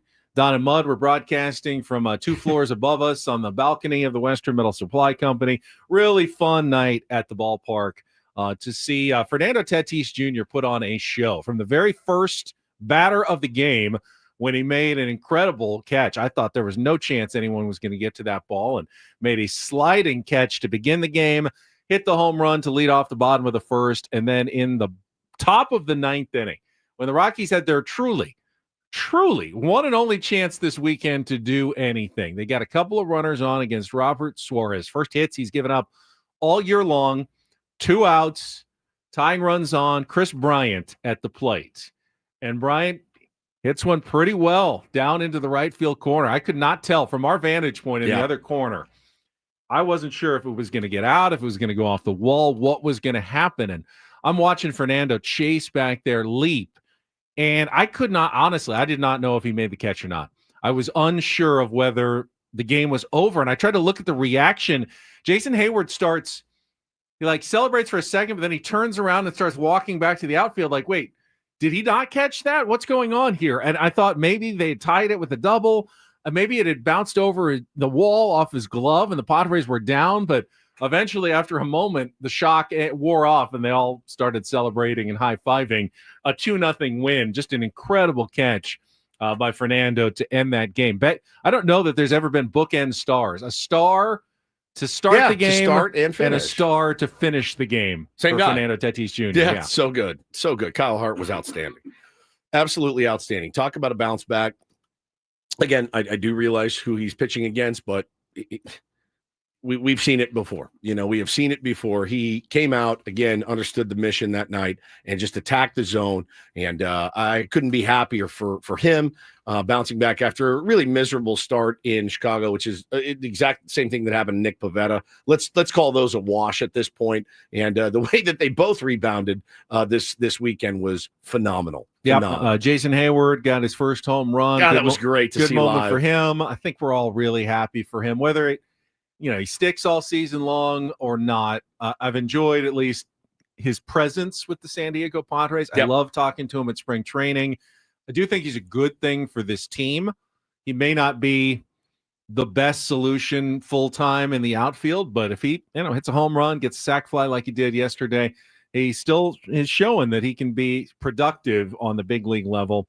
And then another great night from the bullpen. A little bit of nervous time from Suarez, but Estrada and Adam both getting the job done. The defense was really terrific in that game. The only close one of the series as the Padres got the 2-0 win on Saturday night. We'll check traffic, and then we can go back to Friday. Even better pitching performance by the same. How do you pick of the 3 starting pitching performances this weekend? They were all fantastic. We'll talk about that next year on Ben and Woods on 97.3 The Fan. From the 855 Get Ross Traffic Center, protecting San Diego after accidents or injury, here's Kelly Danick. Still a few problems out here. Northbound side of the 5 before the 54. Collision over to the left shoulder, and an accident has cleared on westbound King Freeway at the northbound 5 connector. Westbound 52 past the 125 accident and clearing stage in the center divide, and on the coastline southbound 5 right before Encinitas Boulevard, truck accident over to the right shoulder. And Kelly Danick with Ben and Woods, San Diego's #1 sports station, 97.3 The Fan. Now, I will say Friday is the only game this season that I did not watch, because we were doing the roast on Friday night. Woods every time we got off the stage. Yeah, we checked the score. The stage, we were checking the score, and I remember Woods. It was 0-0, 0-0, and we're doing the roast, and all of a sudden Woods shows me his phone, and it's 6-0 Padres. Just like that. Wow, that happened fast, and that was due to the 6-run 5th inning off Germán Marquez, as the Padres just had one of those relentless innings that they're known for. Who had just dominated this team. And again, was looking like after the first few innings, oh boy, here we go again with Germán Marquez. I think they had 1 or 2 hits before that big inning. Turning into Tom Seaver in his prime against the San Diego Padres. Whatever reason, feels comfortable on the mound at Petco, feels comfortable looking into that opposing dugout, seeing those uniforms come up. He was mowing them down, and then he wasn't until he didn't. The old power of friendship inning. It was just hit after hit after hit after hit. Guys forced the Rockies into some mistakes. Yep, forced them into some mistakes, which a bad team, a good team will capitalize on those, and the Padres did. And then it was off to the races for Nick Pivetta, man. He was spectacular. Nicky P, huh? Nicky P was really good. Really likes pitching at home in San Diego, Benny, with a 0.00 ERA. His bad start in Sacramento could have been. Wait, wasn't it first game in Sacramento? No, Chicago. Last start in Chicago. It was freezing. That's cold. right. That's right. It was in Chicago. It could have been better. He got his way through 3 innings, and he was close. It wasn't like the Kyle Hart could not find the plate one. He was close, and I think Nick Pivetta is showing that he may be the real move that AJ Preller made this offseason, that it might have even saved the season, honestly. The depth that was lacking in the Padres starting rotation might have been the undoing of this team. Maybe it still will be, but at this point, adding Nick Pivetta to the mix looks like a godsend for the San Diego Padres right now. Yeah, he's been phenomenal. Just pounded the zone, man. That's what he did. He said, executed the counts I needed to, tried to get back in the dugout as quickly as I could. His fastball topped out at 96, but he's a strike thrower. That's what he was. And let his defense make plays behind him. Same thing with Kyle Hart. They hit, I think, 8 balls of 96 miles an hour on him, but didn't matter, man. He let his guys make plays, and everyone's feeling really comfortable with the guys they have behind him right now. So it's such a recipe for success. Kyle Hart I don't think he's ever going to be a dominating starter in the big leagues. But he can get outs. Hopefully, if he throws strikes and gets help from his defense, he can have more outings like we saw. But again, you're not asking him to be Michael King. you're asking him to be Kyle Hart, your fifth starter. Yeah. Keep you in a ball game. Try to keep you in a game, get you 5 or 6 innings, and give yourself a chance to win. And guess what? Padres have won all 3 of the games that Kyle Hart has started. Even the one where he only went 2/3 of an inning, they actually came back and won that one. So, by that definition, Kyle Hart has done his job that they need him to do. Well, they were talking, watching the Red Sox thing that we talked a lot about on Friday, and we'll probably continue to talk about for a while, the Clubhouse on Netflix, highly recommended. Andrew Bailey in there talking to his pitchers, and I think it was Cutter Crawford. He goes, one thing I've learned, the best pitch, strike one. And that was Nicky P. First pitch strike to 20 of 25 batters that he faced. It's just incredible. Just pounding it. Paulie had put on his prediction cap and was telling me he had a bit of a parlay together that included a Fernando Tatis Jr. home run. I hadn't even thought about that because he only missed 1 game plus the day off. But Paulie went with it felt like just more. missed 1 game. Yeah, he only missed the 1 game, and then we had the Thursday off, and then he came back on Friday. But Paulie remembered the old rule with Fernando Tatis Jr. when he's coming back from an injury. It's Fernando Tatis Jr. Always hits home run every time. And he was right. Fernando hit his 3rd of the season, added his 4th the next day, and he had his usual, hey, I'm back in the lineup, better do something spectacular, and got it done on Friday night. Oh yeah, no, it's just that's an easy one to make. Yeah, if you any sort of absence, whether it's 1, 2 games, 10 games, whatever.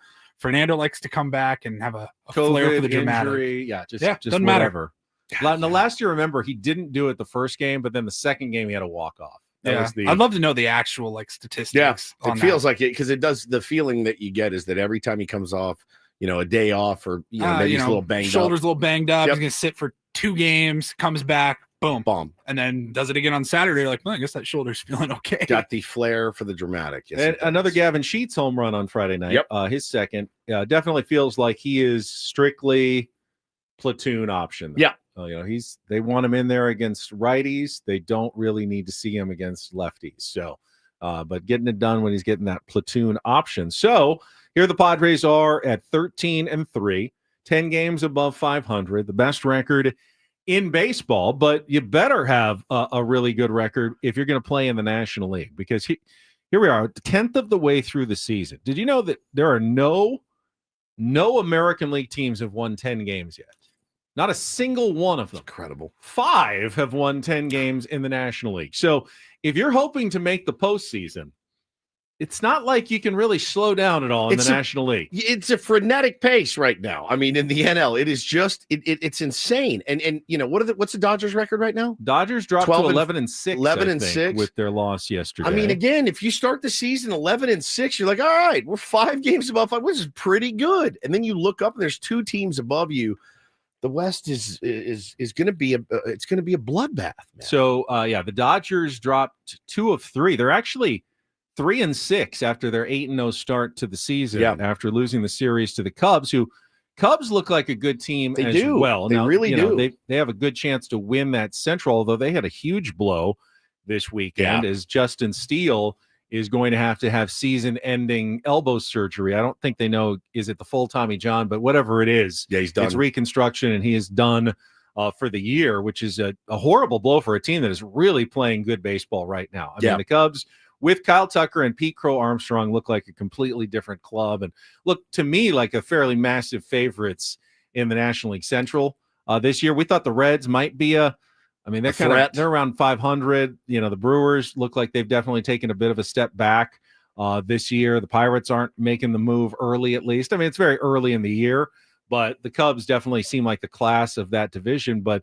I mean, the Mets look good. The Braves have gotten off to the slow start. Does anyone think that the Braves aren't going to figure it out at some point? Spencer Strider is back, I believe, on this Wednesday is the expected his first start of the year. They're going to get on a roll at some point. So you've just got more good teams in the National League than you have playoff spots at the end of the year. Even the Diamondbacks, they just finished a series win over the Brewers. They're 9-7 comebacks. They've got a winning record as well. They were down 4-0 on Saturday night going to the bottom of the 9th inning and found a way to win that game 5-4. Rallied again yesterday. Diamondbacks are definitely a good team as well. So makes your stomach hurt, man. It really does. It makes your stomach hurt looking at some of the teams. I mean, the Chicago Cubs, they put up the Phillies. I forgot the Phillies. Phillies are 9-6 right now. You look at the Cubs and what they've been able to score, Ben. They've scored 116 runs, which is by far the most in Major League Baseball. Now, they had a 16-0 win against the Dodgers. Take that out. They've scored 100 runs, which is by far more runs than anybody else in baseball. So, I mean, they're finding ways to do it as well. They've got a really good lineup. This is a huge, huge series and a huge start tonight for Dylan Cease. I think so. Yeah, I mean, you've got 7 or 8 looking like really quality teams in the NL and 6 playoff spots. And you have like 3 quality teams in the American League. It's going to be a real bitter disappointment for a couple of teams in the NL that don't, if they continue to play like this, that don't make the postseason. Because not all of the Mets, Philly, let's throw the Braves out. Let's say they never recover. Even if they don't, Mets, Phillies, Dodgers, Padres, Giants, Diamondbacks, and Cubs. The Cubs can win the division. They're probably safe. But in terms of those other teams, one of them will miss the playoffs at least. Correct. And that's just the math of it. The thing for the Pods now is the injuries are starting to stack a little bit, and it's not what you want. With Croney being out, God knows how long that's going to be. No problem. Iglesias slides right in. You feel like you're not missing much. With Lockridge being out now, and again, we have not got an update yet, but I believe it's a hamstring as well. Kind of pulled up, running, trying to beat out a double play. He's filled in really nicely in center field. Now, the offense isn't there, but he can get a bunt down and do things to help you win a ball game. He's going to hit in the 8-9 hole, whatever. Who slides in there? Is it Tyler Wade in center field? Is it Jason Hayward? So, Iggy Rosario's been playing center like his first 2 games ever over the weekend, but he's not hitting right now. I don't know that you want to bring him up and put him back on the 40-man roster just to fill in for a few games. So is it Tyler Wade for the next week? Defense is going to suffer a little bit, but again, that the team's identity has been next man up, and I don't expect it to change, at all. Oh, this is my opportunity. I'm going to make the most out of it. That's Schilt Bowl right there in a nutshell. Like, hey man, this guy's down. We got to pick him up. The reserves have played so well. That's correct. The bench guys have played so well, thrust into starting roles. It's certainly a fun thing to watch, but you have to be able to weather this storm. There's always a limit. Yeah, there's a limit to how much you can take. Every team has a limit to depth. Yep. The Dodgers have the probably least limit of any team, but even they have already run into situations. I would have never thought the Dodgers would suffer the worst home loss in franchise history, and they've done it already. Yep. They had Miguel Rojas pitching the last 2 innings. He was doing bits. He did bits out there. You're down double digits, and you're doing bits and copying. I mean, was it funny? A little bit. A little bit. Doing his Roki, doing his Glass now, doing his Snell out there. His Yamamoto. I don't know that that's the time, though. I mean, maybe if you're up 11-0, you can do a couple of bits, but when you're down double digits and you're giving up 5 more runs, maybe not the best look, Miguel Rojas. Well, you'd never know because Major League Baseball tweeted it immediately. Even people were like, Woodsy, can you believe they found a way to glaze the Dodgers losing 16? Oh my God, look how funny Miguel Rojas is out there doing bits. Yeah. All right. Crazy to see when you look at the standings and the expanded standings, the run differential, the Dodgers with 0. Yeah, I mean, the 16 run loss is huge, but yeah, they're basically a 500 team that's gotten lucky, is what that means. Is what that says. It's a little early, even for me, to look at run differential at this point in the season. It does matter. Well, I mean, 80 to 100 games in. At this point, it's just random noise. It is. Actually, it doesn't matter even 80. By the way, it's always random noise. No, it does matter. No, it's always random noise. We proved that 2 years ago. No, I think there's a true correlation, 95% of the time with run differential and a team's record at the end of the season. No, it's funny. Padres were the exception to the rule, right? A couple of years ago. I did have Dodger fans tweeting me last night. Please rip the Dodgers tomorrow. Woodsy, please rip the Dodgers. And it's so early. They'll get healthy. The Padres need to get healthy. They need to figure out a way because it's again, you think, it's just Brandon Lockridge, but it's like, yeah, there's one more guy that you got to now, find a spot for somebody else. 1-4 in a row without Jackson Merrill, who arguably was their best player to start the season. Now, Jake out as well. I mean, this is impressive. What the Padres are doing. It's legitimately impressive what they are doing. The shutouts too. Insane. 6 shutouts this season. 6 shutouts at home already this season. Bananas. When you're compared to the 1875 Browns Stockings with how good your pitching has been, it's hard to do better than that. You know you're doing something right early in the season, and none of us remember those days. None of us would have Two bits, kids. We were hoping the pitching would get by. They're thriving. And they're thriving. They've been dominant. Hey, by the way, just so you guys know, nobody knows anything. When they try to talk about baseball, nobody knows anything. Including my co-host, who was pretty sure the Rockies were going to come in and kick some butt, at least take 2 out of 3 from your San Diego Padres. And he said, hey, if I'm wrong, I'll have egg on my face. Literally. On Monday morning. So when we come back, let's do it. The egg will be on Woods' face. I don't think anyone's here because, it's Monday. Why would they be? Why would they be? No one stopped us yet. All right, here we go. We're going to do it when we come back. Woods takes the eggs on San Diego's #1 sports station, 97.3 The Fan.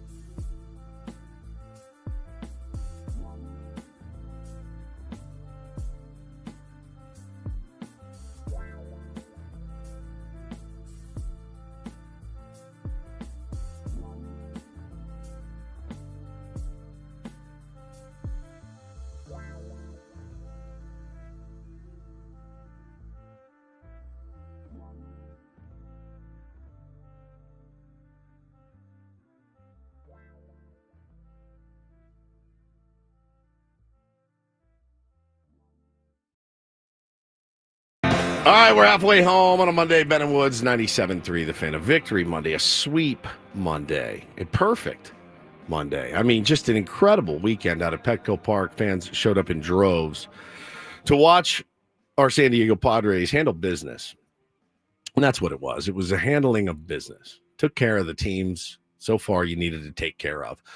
Tonight, it gets a little bit rougher. You know, the Cubs are coming in hot.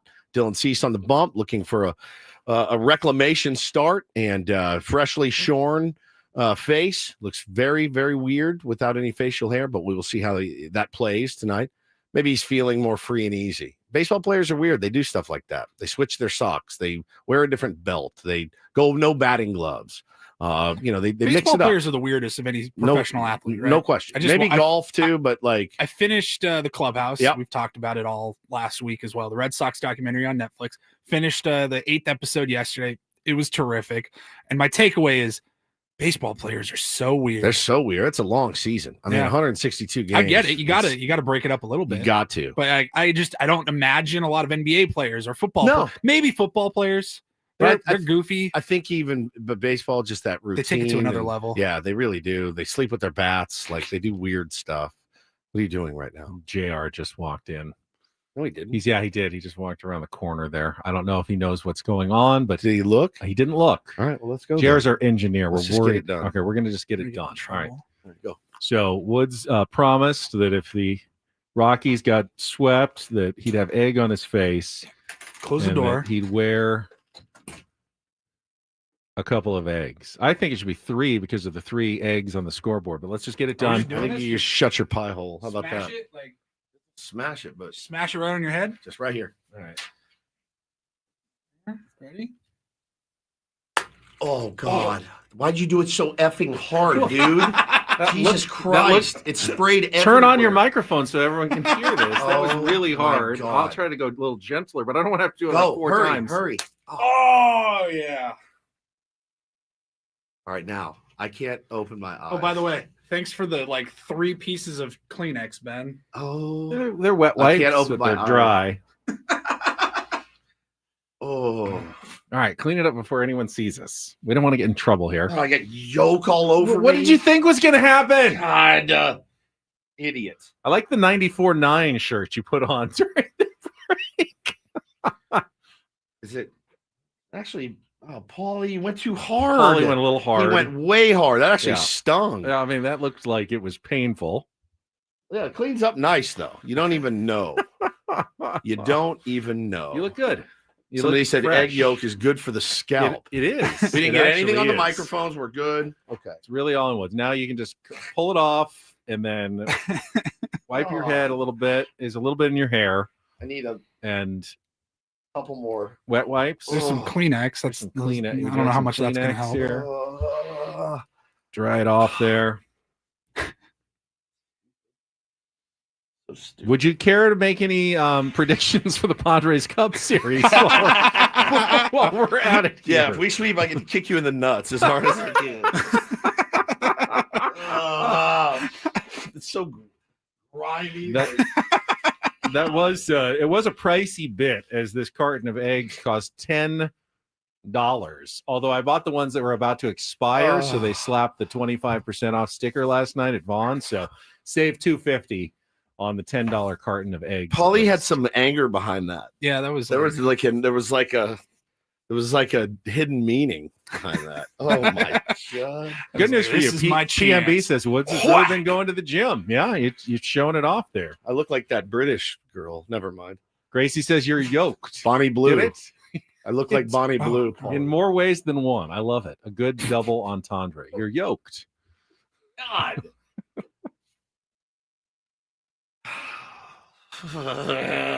It's right in my crotch too. The yolk is. That was all Paulie. Right. Paulie went way too hard. I got to go back and watch. I mean, the video. I was a little worried that going too soft would then require 4 cracks. Yeah, I wanted to make sure to do the old tap tap tap tap tap tap tap, and I wanted to make hit sure you like one and 6 done. times. Paulie was sure it was going to be 1.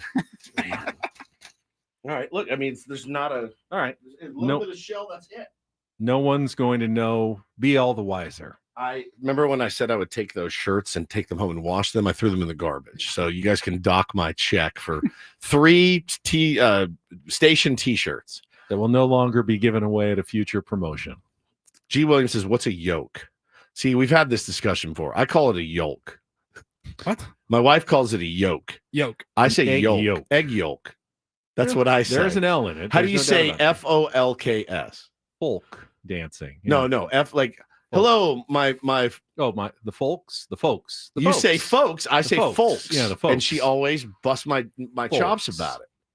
It's funny. I would say like my parents are my folks, but if you They're my went folks. If you went to watch like people doing traditional dancing in their country, folk dancing. Right? Why isn't it folk dancing? I don't know. I say yolk. Egg yolk. Egg yolk. And she always busts my chops about it. Is the L silent? I don't know. I can't tell you how much yolk is in my crotch right now. We're on talk radio though. We're not on talk radio. Talk radio. Talk radio. It's talk radio. Talk radio. Hey, let's you and I. I don't say let's you and I have a talk. It's a talk. Let's have a talk. Let's have a talk. We're gonna have a talk today. We are gonna have a talk today. Talk. There's talk no L radio. there. Talk radio. Talk radio.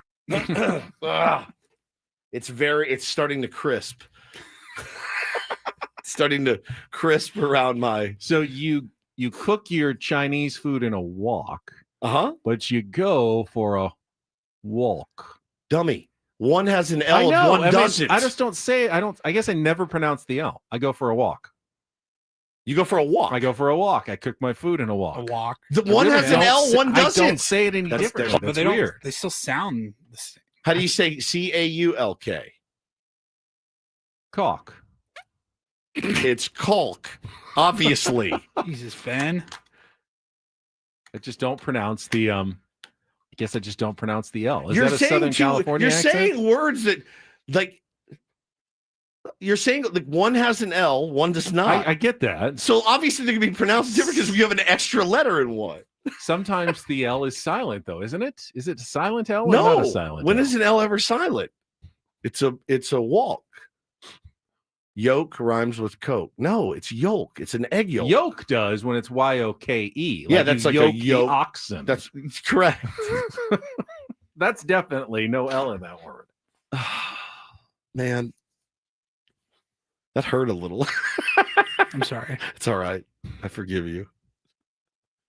I don't want to do that anymore, though. Uh-oh. Our big boss Michael just texted, just says what, and then an egg emoji. It's clean in here. It's so we're clean. good. We're good. I mean, there's really you can find no evidence. We're good. It's all on my person.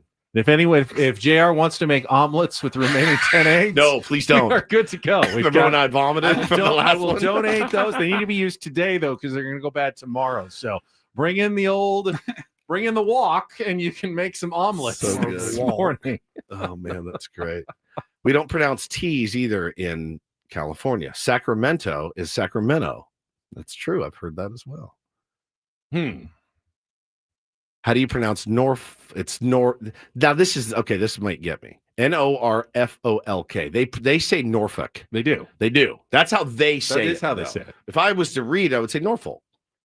But they pronounce it's the way that they pronounce their city. Like Prescott, Arizona is spelled Prescott, but they pronounce it Prescott. Nevada, they say Nevada. If you're living in Las Vegas, you say you live in Las Vegas, Nevada. And if you say Nevada, Isn't it Nevada? It's think Nevada. It is Nevada. But it's you could say Do Nevada. other people say Nevada? Yeah, like the people that aren't from there. I mean, they get really mad at Gonzaga when you say Gonzaga. Right. Anyway. Well, that bet's over. Thank God. I'm not doing any bets for the Cubs series. Fair enough. By the way, Saturday night, I also, because we were at the Padres game, didn't get to see much of the SDFC game. Lost 3-2 at the Colorado Rapids on Saturday night. I got home. I looked at the score. Well, I looked at the score before I left the Padres game, and I went, "What in the hell just happened?"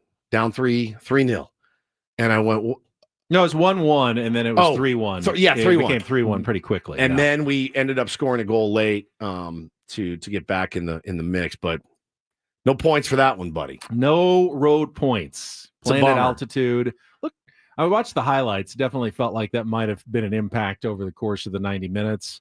It's the highest altitude in MLS, and you are running, what did they say, about 10 miles all around during the game, so that can't be an easy experience. And it's not the end of the world to lose every once in a while. They've only lost 2 of their 8 matches so far that they've played in franchise history. Can we ban professional sports in Colorado? That would be nice. It's just kind of my idea to make just life better for everyone. No, it's funny because the Padres kind of reversed the curse on the Rockies, and then we end up getting beat by a Colorado team with STFC. But yeah, got to find a way to rebound, get back in the win column. We have a very awesome special thing for you guys, and I believe it's going to kick off this Friday. I'm waiting on final confirmation from said guest, and it will become a regular feature on Ben and Woods that you guys will very, very, very much enjoy on every Friday, especially if you're inclined to talk SDFC and some other things. That's true too. Mm-hmm. Wave lost 2-0 at home at Snapdragon Stadium on Saturday, but Sockers did win last night. They are 1 win away from a 17th championship in franchise history. Last night wasn't the last one. Did they go on the road? 1, so it's a best of 3 series. Okay. So now they have to go on the road next Sunday down south in Mexico against the Chihuahua Savage. What is the Savage? The Savage. Is the R silent? I thought the R in Savage was silent. Is it not? Brock points out, Savage. Could, should, would. You don't say wold. You don't say wold, so that the L is definitely silent cold in those words. Damn it, you're right. I don't know. Seals lost. Or are they the C's? Oh, the C's. The C's lost. Playoffs are looking potentially like a distant memory. 8 teams make the playoffs, so they're not going to sneak in still. They got to win this week. I don't know. This is a big one. Last home game, right? It is fan appreciation night. Playing the team you just lost to is, I believe they're Albany, right? Yes. Or is it Firewolves. Albany? Or is it Albany? Albany. Albany. Playing Albany again, and they're a game behind the Seals, but if they beat the Seals, they have the same record and the tiebreaker. So that might be a win and in situation for the Seals on Friday night for the last game, home game of the season. It's a big one for your old pal Woodsy. Is it? We haven't talked about it yet. Should we talk about it? Yep. All right, we got a couple minutes here. Want to do it here? Make the announcement. Yeah. No, I'll do it next. Okay. We're going to tease it. Yeah. Oh, boy. Woods has got an announcement for us. Big announcement. And then we'll play some Take on Woods. Yep. In our next segment. If you'd like to be our contestant, 833-288-0973. Oh, we can do it here. We got 833-288-0973. We got a couple minutes here. We can do it. I don't think it's necessarily needs to be teased. Let's make the announcement. It's that's it for me. Friday, hanging them up. Last game as the public address announcer for the San Diego Seals. Yeah, buddy. After what? 6 seasons. Yep. The only announcer you've ever had. You missed 1 game this year. I did. But, yeah, otherwise, you've been behind the microphone for every single game that they have had in their franchise history since the franchise was born. Yes. And now you are walking away. That's it for me. It's well, they have to win then. Yeah, they do. They've been so close on the cusp of titles, but they have not gotten it done. Don't you want your championship ring? Of course I do. It's all I ever wanted. I fell massively in love with the team. They've taken such good care of me over the years. I've had such a great time doing it. I leave it all out there every game. But for me, my kids are starting to play a lot more sports. Friday nights Bo plays football on Friday nights, and I can't rationalize it anymore of like missing his football games. His baseball thing is going to heat up pretty soon. Taylor's starting to play more sports. And I can't be away from home Fridays and Saturdays, man. I don't get all that much time. Those are the moments that like they never come back. And I've already had to miss a couple of things that kind of made me sick to my stomach missing. And so for me, like it's, family first, obviously. And I've loved it, man. I have had such a great time. And I love the players. I love the organization. They've treated me like absolute gold. And I'll be really bummed. I will be really emotional Friday because I love being down there. Well, they are currently in a 4-way tie for 7th place. The top 8 make the playoffs. So absolutely like must-win game this Friday night. And it potentially with it being, and listen, we could make the playoffs and end up having to go on the road. And if you lose, that's it. I mean, hopefully I get to call another playoff game, but my last regular season game will be on Friday. Oh, it sucks, dude. I started getting choked up a couple weeks ago when I was there. I was like, man, I really love this. I really have a fun time doing it. But is this news to them right now? I talked to the higher ups there. All right, so they know. They knew. All right. So I'm gonna fan appreciation night. It should be Woods appreciation. No, night this is not about me. It's about the fans. But I'm gonna absolutely bring the heat. I know you will. The heat on Friday night. I cannot know you wait. will. All right. Again, phone lines are open for Take on Woods. We'll put some callers on hold during our break. 833-288-0973,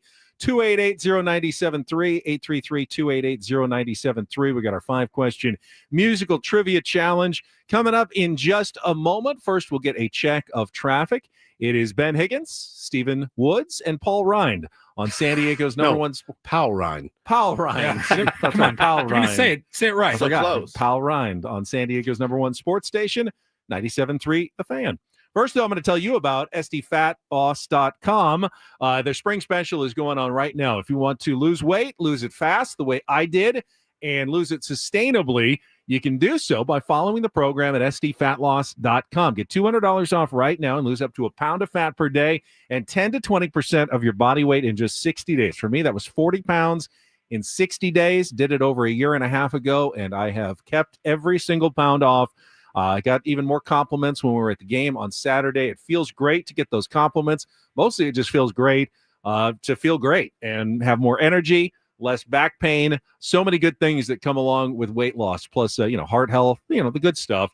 I want to keep you alive a little bit longer. Losing weight is the way to do it. And sdfatloss.com is a doctor-developed, easy-to-follow program with no drugs or injections, no prepackaged meals, bars, shakes, or exercise requiring. Just follow your counselor's recommendation, eat food you normally would eat, like steak and chicken, and lose the weight fast. Go to sdfatloss.com, schedule your free consultation. Do it today at sdfatloss.com. Results may vary.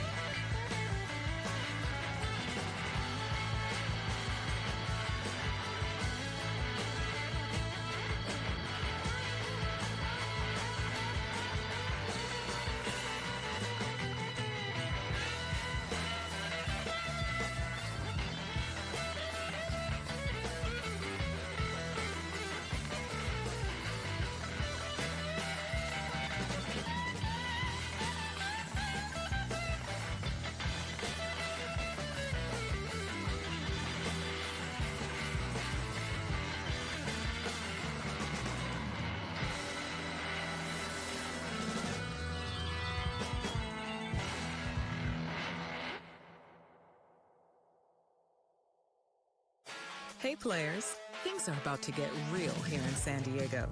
Introducing the all-new Hamul Casino Resort. With a 200-room hotel tower, exciting new eats and drinks, plenty of new places to play, and a luxe spa and salon. Hello, rooftop pool and deck. It's where players can play their hearts out and enjoy all the perks that come with it.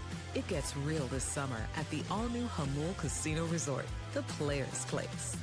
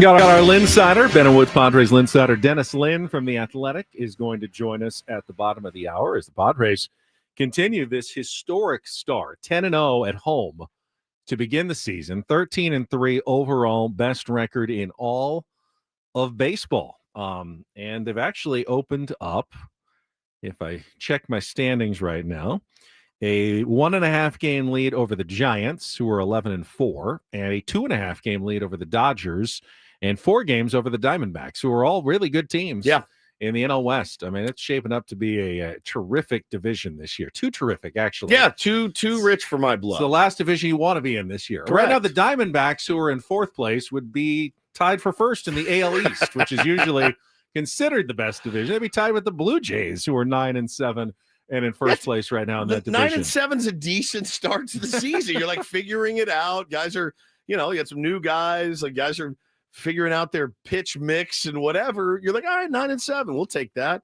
To be 13-3, have a little breathing room is pretty interesting for the San Diego Padres. You clean up nicely. No one would even know that you just had egg on your face. My hair is so crispy. But it always kind of looks crispy the way you put your product in, so it doesn't change much. So how do you feel? If we had like a hair dryer right now and we just held it on your hair, would we start seeing some scrambled eggs? Oh yeah, it's in there. I feel like I need to take a shower. Are you mentally prepared though for a little game of Take on Woods? Absolutely. All right, then let's get to it.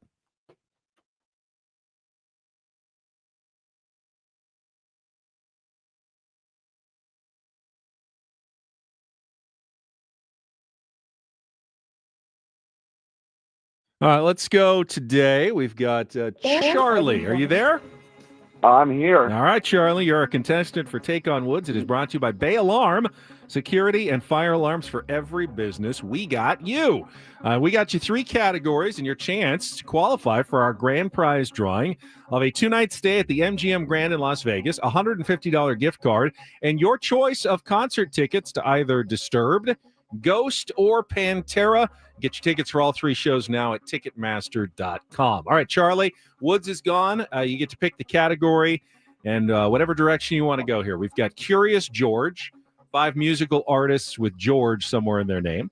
1980s duets, pretty self-explanatory. And A Call to Arms, 5 song titles and artists that include the word arms somewhere in the name. So Curious George, 1980s duets, or A Call to Arms, Charlie?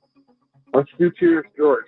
Curious George. Okay, today we're featuring 5 musical artists with George somewhere in their name. You'll have 60 seconds to answer as many as you can. First question is the 2-second song. Paulie's going to play some music. You need to give me the song title and the artist with George in their name to score that point. If you don't know one, you can always pass. We'll come back to it if there's time left on the clock. You versus Woods, same 5 questions. If you beat or tie them, you're in the drawing for the grand prize. Charlie, you ready to go? Yes, sir. Paulie, you good to go? All right, here we go. 60 seconds on the clock in the category Curious George. Charlie, your time begins when Paul plays the music. Good luck. Let's take on Woods.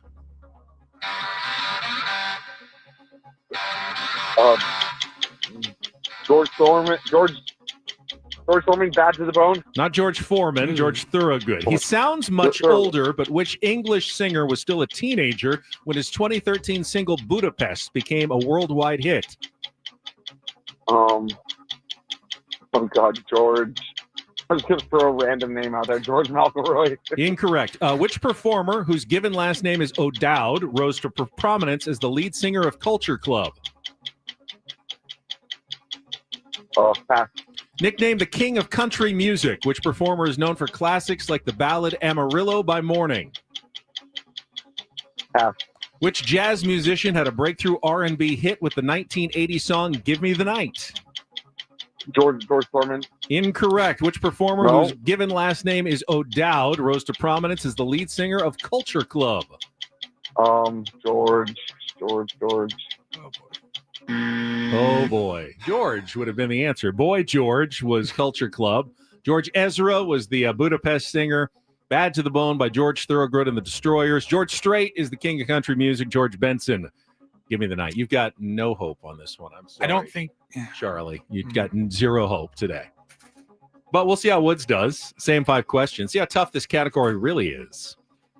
All right, let's put 60 seconds back on the clock. Your time begins when Paul plays the music. Good luck, Woods. Let's take on Charlie. Bad to the Bone, George Thorogood and the Destroyers. Correct. He sounds much older, but which English singer was still a teenager when his 2013 single Budapest became a worldwide George hit? Ezra. Correct. Which performer, whose given last name is O'Dowd, rose to prominence as the lead singer of Culture Club? Boy George. Correct. Nicknamed the King of Country Music. Which performer is George Strait. Correct. Which jazz musician had a breakthrough R&B hit with the 1980 song Give Me the Night? George Benson. Yeah, very nicely done. Thank you. 5-0 wipeout today for Woods in the category Curious George. Like it. Sorry, Charlie. I knew you didn't. Sorry, Charlie. I knew you didn't have a hope on that category in that score on this day. He answered George Foreman like 3 times. He just kept guessing. George Foreman. George. Noted Foreman. crooner. The late George Foreman. Noted crooner. George Foreman. If it didn't work on the first one, maybe. Maybe one of these. George Ezra. Oh, it gives me nightmares. Why? We were hoping he would played go it 1,000 times. Like, I was stunned that he was like 12 when he recorded that or something. Was he? Yes. We had the Culture Club question, and he's like, George Foreman. We're like, if you would have said, George. Could have given you a point. George Papard from the A-Team. That's nice to wax some ass first thing on You a did Monday very morning. well. All right, we've got our Lynn Snyder, Dennis Lynn, talking Padres from the Athletic coming up next year on 97.3 The Fan. Well, listen up, guys. If you're looking to get cash out of your home's equity, refinance out of a high rate, or maybe do the home improvement project you've been putting off, Loan Pronto can make it happen in a matter of days. Take advantage of this opportunity. Get tens or even hundreds of thousands out of your home's equity. Pay off all your credit cards. Pay off your car loans. The average homeowner cutting their monthly bills by $1,000. Some rates have dropped, so now's a good time to do it. Get more info at loanpronto.com. Inflation, higher costs, put a lot of people in stressful financial situations. But again, if you own a home, there is a way out. Loan Pronto has multiple options that can help you get the financial freedom you deserve. Most homeowners get their cash in less than 2 weeks. Most don't even need an appraisal.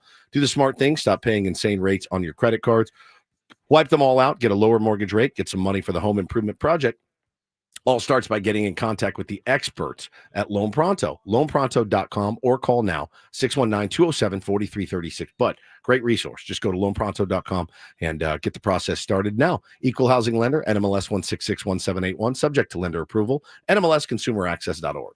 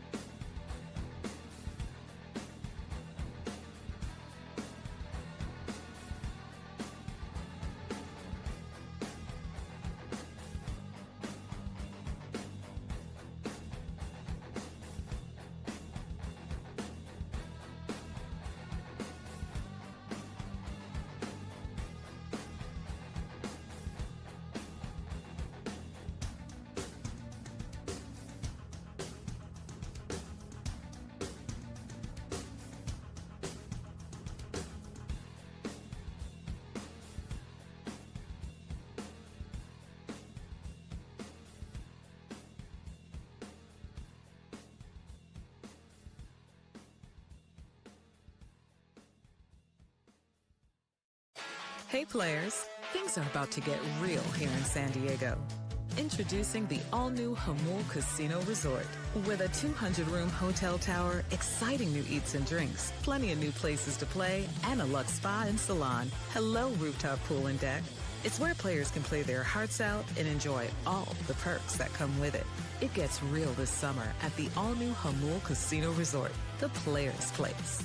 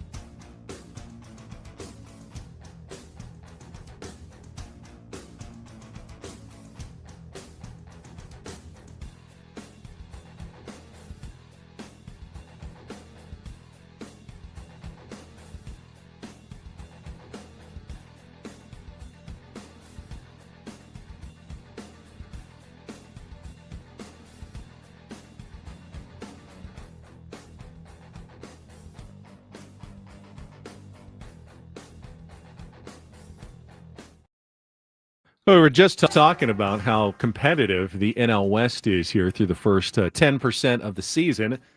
Funny thing, that's exactly what Dennis Lin wrote about in a new piece in The Athletic this morning. If you want to check out all of his Padres writings, you really need to subscribe to The Athletic. And you got 55 seconds of traffic. You can read that whole piece before we ask Dennis about that. There you go. And that is coming up next. Our Padres, Ben and Woods Linsider, next here on 97.3 The Fan. From the 855 Get Ross Traffic Center, protecting San Diego after accidents or injury, here's Kelly Danick. This game day traffic report is brought to you by Crystal Geyser, Alpine Spring. We still have a few problems here. One of them is this collision on South 5 Coastline before Encinitas Boulevard. Got a truck over the side. It's over to the right shoulder. Also, a stalled vehicle in the HOV lane, southbound 50 before Scripps Poway Parkway. Westbound King Freeway before College, some trash and other debris reported in middle lanes. And northbound side of the 805 at Imperial, an accident over to the right shoulder. What makes Crystal Geyser Alpine Spring Water different? They always bottle their Alpine Spring Water less than 1.5 miles from the spring source. And all their bottles are made with 50% recycled plastic from their own recycling plants. Crystal Geyser, bottled at the spring source. I'm Kelly Danick with Ben and Woods, San Diego's #1 sports station, 97.3 The Fan. Happy Monday, Padres fans. It's time to discuss the weekend that was for the Padres with our Ben and Woods Linsider, Dennis Lin from The Athletic.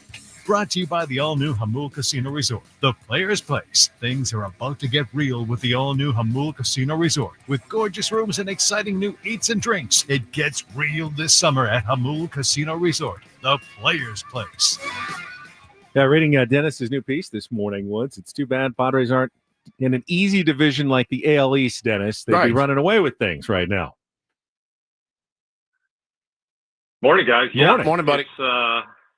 It's a very competitive division. I think we all knew that. I think maybe we didn't expect this kind of start from all three teams at the top. I think entering yesterday, at least, I know the Dodgers took a couple on the chin from the Chicago Cubs, who are happening to be in town tonight. But I think the three teams at the top of the division have the three best records in the majors, and that's something you don't see very often. So I would write a little bit something about it. Which is the most surprising to you? I think we'd all be hard pressed to say anything other than the Padres being 13-3 is the most surprising, right? Like I wanted them to get off to a hot start. Well, the Giants are pretty surprising. The Giants are pretty surprising, but I think a 13-3 start leading the division. I know it's way early.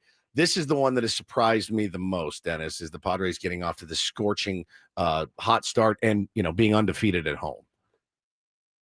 Yeah, I agree, Woodsy. I think it is surprising, but at the same time, given what they did last summer for 63 games after the All-Star break and into the playoffs, I guess it's also not surprising in that aspect because they're building off what they did back then, and they're doing it right now. I guess this is, again, the surprising part. They're doing it without some key players on the healthy roster. So that speaks to the identity they've built under not only Mike Shildt, but also, Victor Rodriguez and Ruben Niebla, who both got, I think, well-deserved contract extensions or new contracts in the offseason. And they're just doing it different from pretty much everyone else at a time when I think fundamentals are kind of pretty shoddy around the game in general, to be charitable. I think the Padres pay a lot of attention to the little things, and they're putting pressure on opposing defenses. They're running a lot. Manny Machado has 6 stolen bases. I don't think that's going to keep up, but that's just an illustration of some of the things that they take advantage of that you might not see from the average team. Dennis, speaking of the injuries, wasn't in the clubhouse this weekend. I've seen estimates on Jake Cronenworth's rib fracture, 2 weeks up to 8 weeks. What are you kind of hearing about that? And then what are the Padres going to do in center field? How quickly could Jackson Merrill be back? Because with Brandon Lockridge now going down, the depth is being sorely tested. Yeah, let's start there, I guess, with the center field situation. They got Jason Hayward, who's played some center field in his career, not a whole lot recently. Tyler Wade, who came in for Brandon yesterday after Brandon suffered the little hammy strain. And yeah, there's not a whole lot after that. I don't know that they want to mess with Tatis and put him in center when he's doing really well in right field and kind of just getting back to full health himself. But yeah, that's it's an interesting situation right now in center field. I would say, you know, Eggy Rosario playing center field in El Paso a few days ago is interesting, although I don't expect to see him up imminently. Although, you know, I also didn't expect to see Jose Iglesias playing left field the other day in Sacramento. So this team definitely keeps you on your toes. So I think we'll just have to wait and see what they do there. Although maybe they bring up Connor Joe. He definitely probably deserved to be on the team out of spring training. Kind of a tough beat for him, but he doesn't play center. So yeah, there's some questions there. And as far as Jake Cronenworth goes, I think, yeah, the 2 to 8 week range, I could see it being anywhere within those parameters. These things, you know, it's kind of based on pain tolerance, and it's a non-displaced fracture of one of his rib bones. So yeah, it's a tough beat for him too. So we'll have to wait on him, but I think it's pretty open-ended right now as far as timelines go. I'd hate to be out and it was dependent on my pain tolerance, I would because I would never see be you in back. December. Exactly. Yeah. I feel Can so you bad imagine about it. you at home? Like, I literally cannot broadcast. I don't know what you want me to say. I'll see you guys at the extravaganza. Maybe I can't. Yeah, I mean, he's a hockey player. You know, grew up a hockey player. He's a tough guy. But again, it's one of those things. Like, you don't want it to get worse and worse and worse. And you know, same with Jackson Merrill. Like, all these, like, kind of these all lend. It sets you up to have those nagging injuries, which are just the worst. Like, oh, I did this. I broke my finger. I'll be back when it heals. These are those ones that you just hope don't end up lingering all season long, like tight hammies all season long for Jackson Merrill and Brandon Lockridge. And, you know, it's just, it sets you up for a real test this early, Dennis. Yeah, at the same time, it gives guys a chance to step up. Guys like Oscar Gonzalez, who's shown pretty well his first few games back in the majors since 2023. Yeah, at some point you have to think, right? There's a breaking point with bringing up guys and, you know, putting guys in who just haven't been tested. And yeah, that's a hallmark of a good team, that, you know, these guys can step up and you know, just kind of assimilate right away. And Jose Iglesias, by the way, has been a really nice pickup. You know, just speaking of Jake's injury, but yeah, at some point you don't want to be putting him, a guy who's a career-long infielder, out in left field, which is, again, something they did in Sacramento. And you don't want to be putting Eggy Rosario in center field in the majors if it comes to that.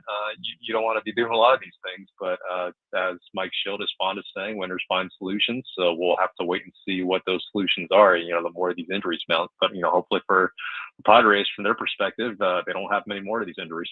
Talking to Dennis Lin from The Athletic. And Dennis, we talked earlier, obviously the Padres aren't going to go 13-3 in every 16 game stretch over the course of the season. They'll have some, you know, tough summer East Coast road trips where you're more than happy with, you know, 8-8 over that stretch. However, in your opinion, how sustainable is this? The Padres aren't really doing anything shocking other than maybe the how good the pitching has been at home so far this year. Tatis has played really well, but Woods pointed out, you know, Manny and Xander have 1 home run combined in these first 16 games, and they've still gone 13-3. Do you feel like this is a team that should be able to stay up near or at the top of the NL West through most of the season based on what you've seen?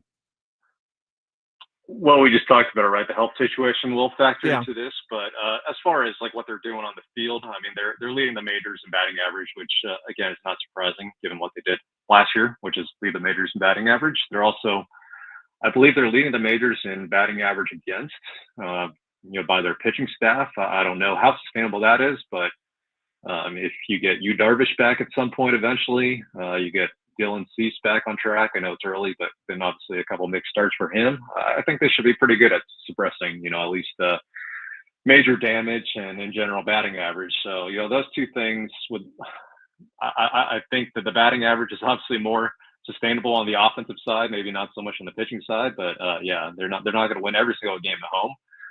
They're not going to go 81-0 as someone, you know, posited to Jose Iglesias, and I think to that he responded yesterday. Let's just win tomorrow and worry about, you know, 81 games down the road. But yeah, I think they should be at the top of the division for most of the year. It's just a matter of how good the Giants actually are and how good the Diamondbacks actually are. We know the Dodgers are going to be there in the end, but yeah, I think you can't win a division in April, but you can certainly lose a division, and the Padres are the farthest thing from losing a division right now. Talking to Dennis Lynn from The Athletic here on Ben and Woods this morning. And, I don't want to be like of course we get off to our hottest start in franchise history. And, the Dodgers are right there. The Giants are right there. But, I mean, this division coming down the stretch is going to be crazy. And, you see the Dodgers sitting in third place today, which nobody predicted. We all kind of predicted that they wouldn't leave first place with as loaded as they were. But I already saw tweets coming out over the weekend, rumors of them looking to trade for Luis Roberts early. There's a slight bit of panic in LA right now, at least among the fans. And I don't think there needs to be at all. They got a lot of guys coming back. But that's the other thing you have to worry about is what are those teams going to do to improve? Do you foresee AJ Preller working the phones a little bit right now, trying to find more depth? I think we can't put that past him, considering he traded for Luis Ariz in May. Yeah, early May. It feels like it's been forever that he's been on the team, but it's been less than a year still. But yeah, I mean, it's AJ. Never put anything past him. He does have less to trade from this season. The budget's probably tighter. I mean, they're about a second luxury tax threshold or apron, whatever you want to call it, right now. So I don't know how much wiggle room there is there, but given the start that his team has put together, it's probably a little easier for him to go to ownership and say, hey, we need a little help here to maintain this. Although right now it doesn't seem like they need a ton of help. But I think, obviously the Dodgers are not going to sit on their hands, but I think maybe it's also good for us all to take a beat and remember it is, again, April. No one's definitely washed in April. No one's going to win the World Series in April. So I think, again, like we talked about last week, maybe we get closer to Memorial Day and everyone reassesses where they are. But if you're the Padres and you see a real opportunity to go for it again, they're a team that goes against the grain. I would not put anything past AJ Preller. They talked last night on the ESPN Sunday night broadcast about the Cubs losing Justin Steele for the season and said a natural fit for the Cubs would to be go out and get Sandy Alcantara from the Marlins, and how the Marlins are willing to deal, and the Cubs have so many prospects that they could get. I think he's going to be a name. I'd be surprised if he's still there at the All-Star break. Cubs being one of those teams. Marlins have a winning record right now. I know, but still, it's you're not keeping him most likely. I think he has another year left too. He's a really attractive guy. You could get a lot back for him. But again, they also mentioned Dylan Cease on the trade block still yesterday in that broadcast, which makes no sense to me as we're sitting here 13-3 with the San Diego Padres, Dennis. Yeah, I think those the trade rumors surrounding Dylan Cease and Michael King, well, not so much King because once he signed that kind of weird deal in the offseason, those mostly went away. But yeah, Dylan Cease is he's not going anywhere. Maybe there's another guy out there who looks just like him with an actual beard, and this is an imposter, and they can trade one of these two and keep the other on the roster. But yeah, I think the speculation about him going anywhere probably needs to go away for right now. Finally, Dennis, do you view these next 3 games as a bit of a litmus test for the Padres early in the season? A Cubs team that is red hot, got a plus 43 run differential, just bodied the Dodgers 2 straight days and took 2 of 3 from the Padres in Chicago. And honestly, could have easily been a 3-game sweep if not for a pretty miraculous comeback by the Padres. Or are we going to test and see how good the Padres are right now?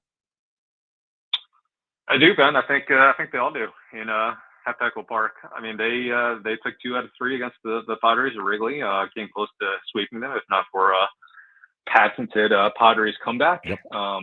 But at the same time, they're going to be playing in actual humane conditions this week at Petco. It's not going to be almost freezing temperatures like it was at Wrigley. So we'll see. But I think the Cubs are really good. I think they're the only team in the majors that has more stolen bases than the Padres, and so they play a pretty good brand of baseball as well. But I think if you're talking about litmus tests in April, this is as good as you'll find. All right, Dennis, appreciate it. Have a really good week. We'll talk to you next Monday in your transition between Houston and Detroit, I believe. Lovely. Yeah, that'll be a nice slice of middle America, I guess. Yeah, the best. Nothing like it, D-Lynn. Thank you, buddy. Thanks, Dennis. Thanks, guys. Dennis Lynn, our Padres Ben and Woods Lynn Sider, joining us each Monday throughout the baseball season.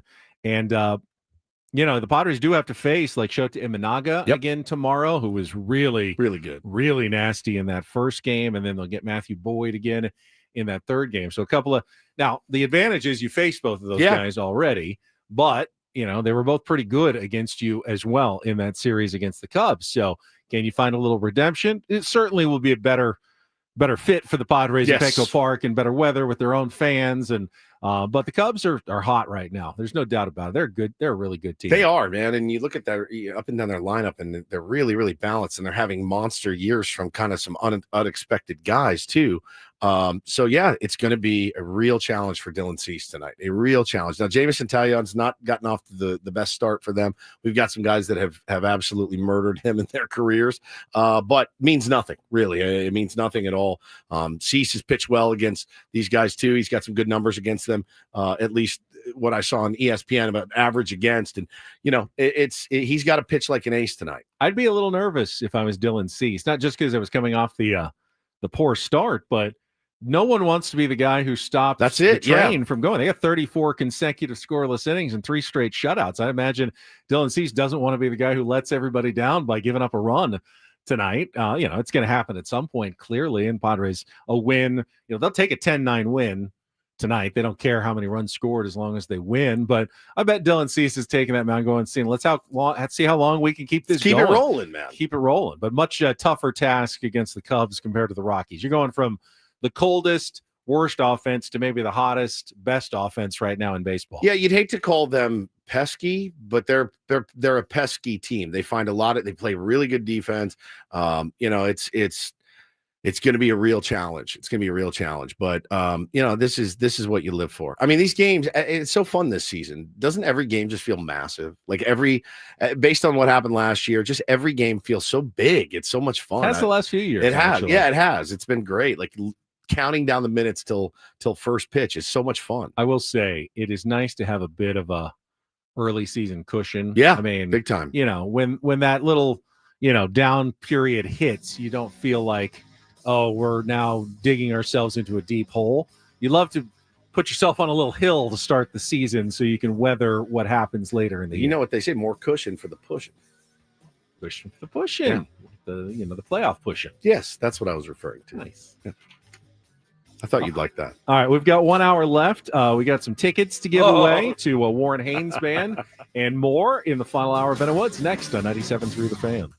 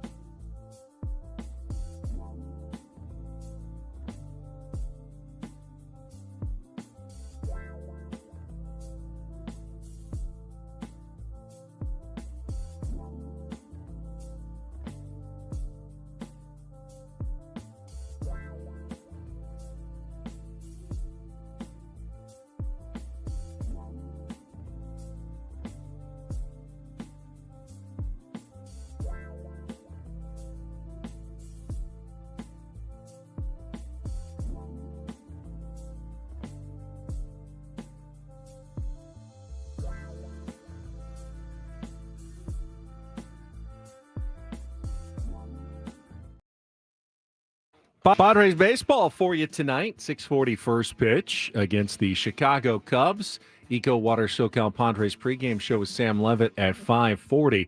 And so far this season, Woods, the Padres have generally come through when they've needed to. I mean, you can't think of many situations where they really needed a hit and they didn't come up with one. They had that one game where they left so many men on base in Oakland. But other than that, yeah, they're like 1 for 11. I mean, or yesterday's first inning, perfect example. Yeah. 2 outs. You're getting out to the middle bottom of your order, which is, considerably shortened with no Jackson Merrill and Jake Cronenworth. You really expect Oscar Gonzalez, Tirso Ornelas, and Jose Iglesias to all come through, but they did. Tirso. I'm not sorry, not Yuli Gurriel. Yeah, I was like, what? When did he Oscar get called Gonzalez, Yuli Gurriel. How long have I been asleep? Jose Iglesias to all come through, and they did. 3 consecutive 2-out hits. Yeah, man. Delivering and coming through for the Padres. And I wanted to ask you the broad question, especially after watching Rory McIlroy in the Masters yesterday. Do you believe in clutch? Is that really a thing that a person is or is not? Yeah, I'm not clutch? it. So I absolutely believe in clutch. Because I've never been it. I never will be. The numbers will tell you that it's not really a thing. Even the numbers will tell you that Michael Jordan wasn't necessarily clutch. He didn't have a better shooting percentage at the end of the games. He just took so many of their game-winning shots that you remember the ones that he made. But he didn't have a. He missed a ton. He missed a ton. He didn't have a better shooting percentage at the end of games. He wasn't inherently clutch. But I think if you're guys, their runners in scoring position average goes up and down. And even Rory yesterday made so many clutch shots, but also made some absolutely choke shots down the stretch. So what is he? Is he clutch or is he not clutch? Are the Padres clutch or are they not clutch? I think the definition of it is being able to still emerge victorious after you. The choke and clutch is an age-old debate, but was Rory clutch yesterday? Unquestionably, he was clutch. Why? Because he won the friggin' Masters. Like that by definition means you clutched up when you needed to. But Justin Rose was clutch. He was great. He never made a mistake, essentially. Yeah. And he lost. I mean, again, mistakes in golf is different. If he makes that putt, that 10-footer that he's probably made a million times, is that a clutch putt? Absolutely. Did he choke? No, he did not. He did not. It's you're kind of splitting hairs here when it comes to it. But yeah, man, I absolutely believe in somebody's ability to zone in at the right time. I've never had it. I wish I did. It's just one of those things. Like, I don't want myself up in the biggest situation. Like I want somebody else up. I'm not clutch. Don't call on me to make that putt to win it. And I've never met someone really who's competed at a high level who doesn't believe in clutchness. Well, and they almost always want They always want the opportunity. Like, Woodsy, we got a 1-run lead, bases loaded, 1 out. Do you want the ball? Absolutely not. Give it to Paulie. Give it to anybody but me. That's why I'm a good manager. It's funny though, because even in my limited experience of competing in golf in college, I recognize some of those moments where I feel like, okay, I need to come through here. And sometimes I did, and sometimes I didn't. Sometimes I felt like it focused me in and I hit a great shot. And sometimes I felt really nervous and like that hurt me and made me hit a worse shot. Yeah. And I couldn't tell you the difference between the two. It was so hard to identify whether that extra adrenaline was helping me or hurting me in a key situation. It's some guys can harness it, some guys wilt. I'm a wilter. I'll wear it. I don't care. I mean, I'm not going to come in here and be like, oh, I'm clutch as F. No, absolutely not. I think I made one clutch catch my whole life and was in high school in a huge bases loaded type situation, 2 outs, backpedaled like a moron, got lucky, stuck my glove up, made the catch. But yeah, it's also one of those. I've always been that guy who's like, don't hit it here, don't hit it here, don't hit it here, don't hit it here. You know what I mean? Clutch people don't think that way. Clutch people are like, I want the ball, I want the ball, I want the ball. No, absolutely not. No chance.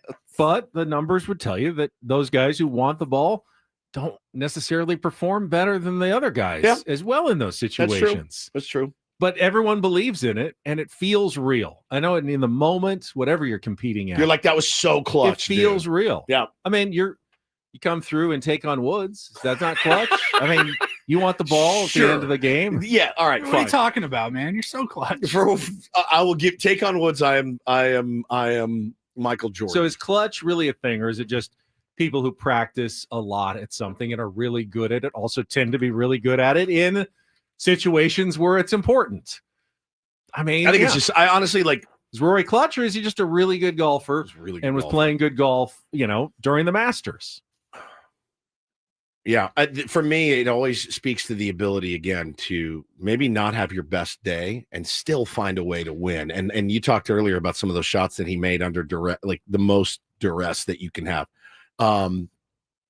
So I think he clutched up, when he needed to. And given those 2 strokes back after the first hole, he even said, like you said earlier, I needed that. Just kind of, it makes you kind of laugh for a second. You're like, all right, let's get this show on the road, right? Giving that back immediately. Now, another person could absolutely death spiral. I got the lead going into Sunday at the Masters. I just double bogeyed the first hole. For a guy like me, Ben, done, over. I'm out, done. That's it. I shoot 17 over that day, if I'm lucky, and we've seen that. Yeah, Greg Norman and others, where it's just gotten, they've gotten lost and they've never found the path again.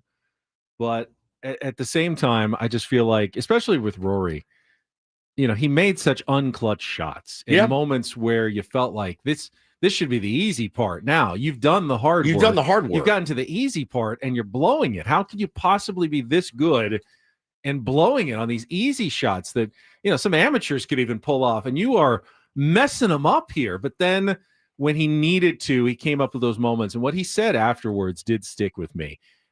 He kind of alluded to it.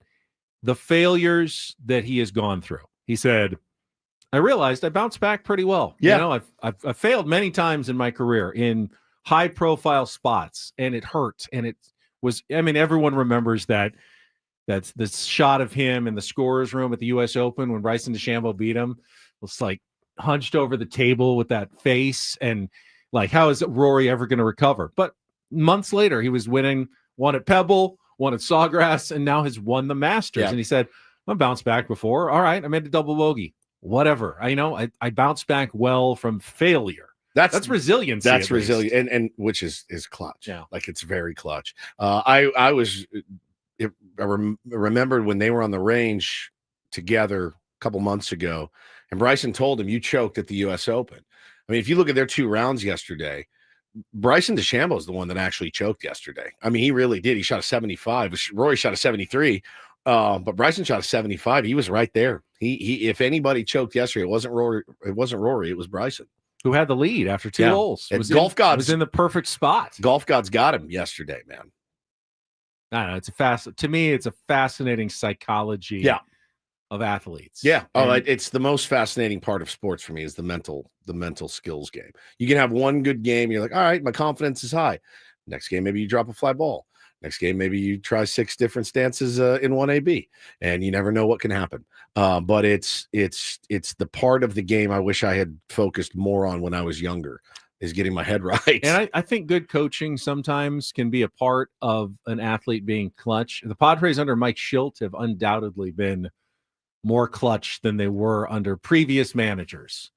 And I think part of that is an attitude that Mike Schilt brings, the culture that he has helped to instill in that clubhouse fosters clutchness. Now, you're not going to come through. It's baseball. You're still not going to come through every single time, but there seems to be an expectation now. Like Jackson Merrill likes to say, hey, when we're down 1, we feel like we're winning. Yeah, for sure. There's a confidence and a calmness, perhaps, in those situations, as opposed to pressing and feeling, here we go again. They've completely gotten away from that under Mike Schilt, and that's maybe the biggest thing that he's done as manager of the Padres, is changing that attitude toward here we go again to here we go again. Yeah, here we go again. We're gonna let's do this. Let's get this done again. I wonder how good Rory can be now going forward. Yeah, now the weight's off. Now that all the demons have been gone. exercised, he looked like a man who never had to face a doubt again. Like, all right, I mean, what are you gonna say? I could shoot 100 in every tournament going forward. I've won all the majors. Yep. Got the Grand Slam. There's no questions left in my career. He could he could blossom and go on a run now. I mean, the next major is at Quail Hollow, the PGA Championship next month. He has dominated there. He went on and won, I think that PGA that he won by like 9 or 10 or whatever it was, that was at Quail Hollow. He's won the Wells Fargo tournament that was there many times. Yep.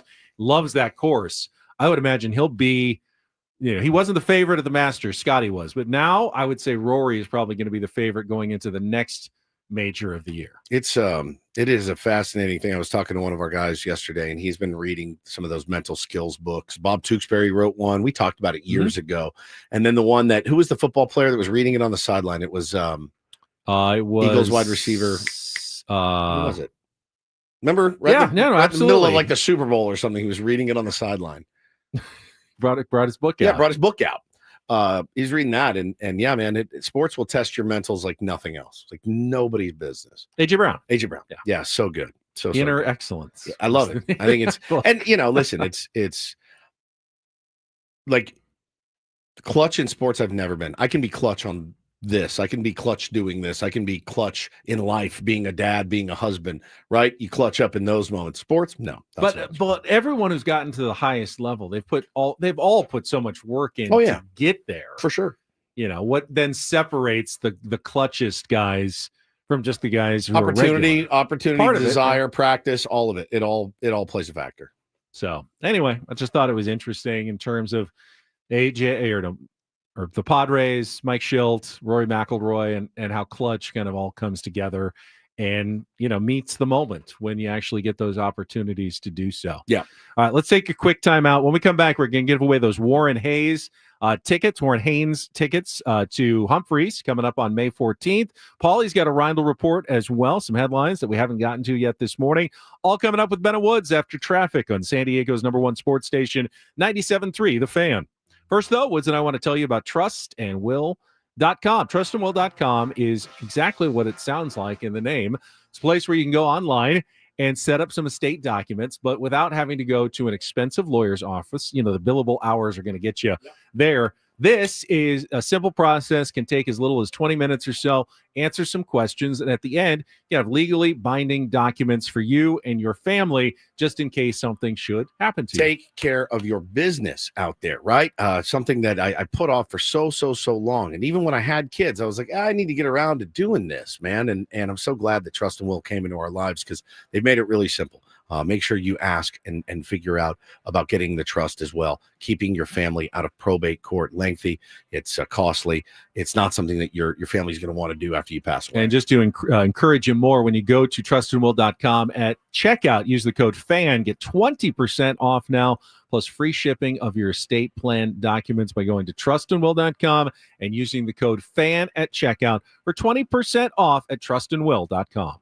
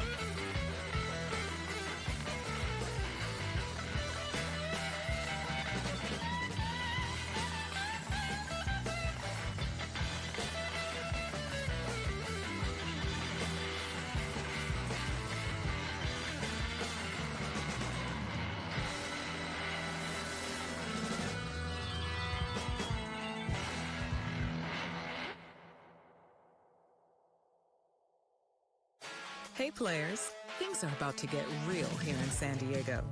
Introducing the all-new Hamul Casino Resort. With a 200-room hotel tower, exciting new eats and drinks, plenty of new places to play, and a luxe spa and salon. Hello, rooftop pool and deck. It's where players can play their hearts out and enjoy all the perks that come with it. It gets real this summer at the all-new Hamul Casino Resort, the players' place.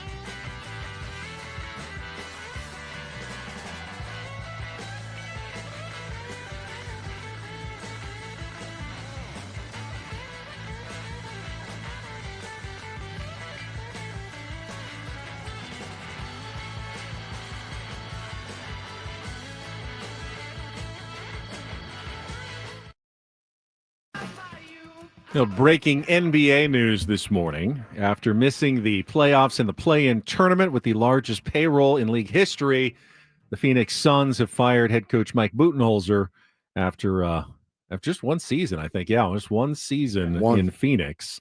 My fellow Pomona College alum, he went there the year before I was there. He was on the basketball team at Pomona. So he's out in Phoenix. Of course, the NBA play-in tournament begins tomorrow night. I don't imagine we're at the stage yet where Woods gets interested. Is that the second round? Conference finals?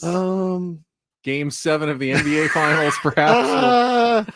Get you into the NBA? Just with baseball. He'll be too busy watching the Reds and the Royals. With baseball going Game on. 7, but it's... I mean, come on. There's a baseball, really good AL Central game going on soccer, right now.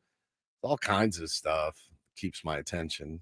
Fair enough. I don't have much bandwidth left upstairs. I know you don't. I got this new show on Paramount Plus, Mobland. It's taking up a lot of my time. It's really good. There are some good first round matchups that'll start I really love The Clubhouse on Netflix. That's taking up a lot of my time. Clippers Nuggets is very spicy. Kawhi is playing really well right now. There's all kinds of stuff. There's Little League.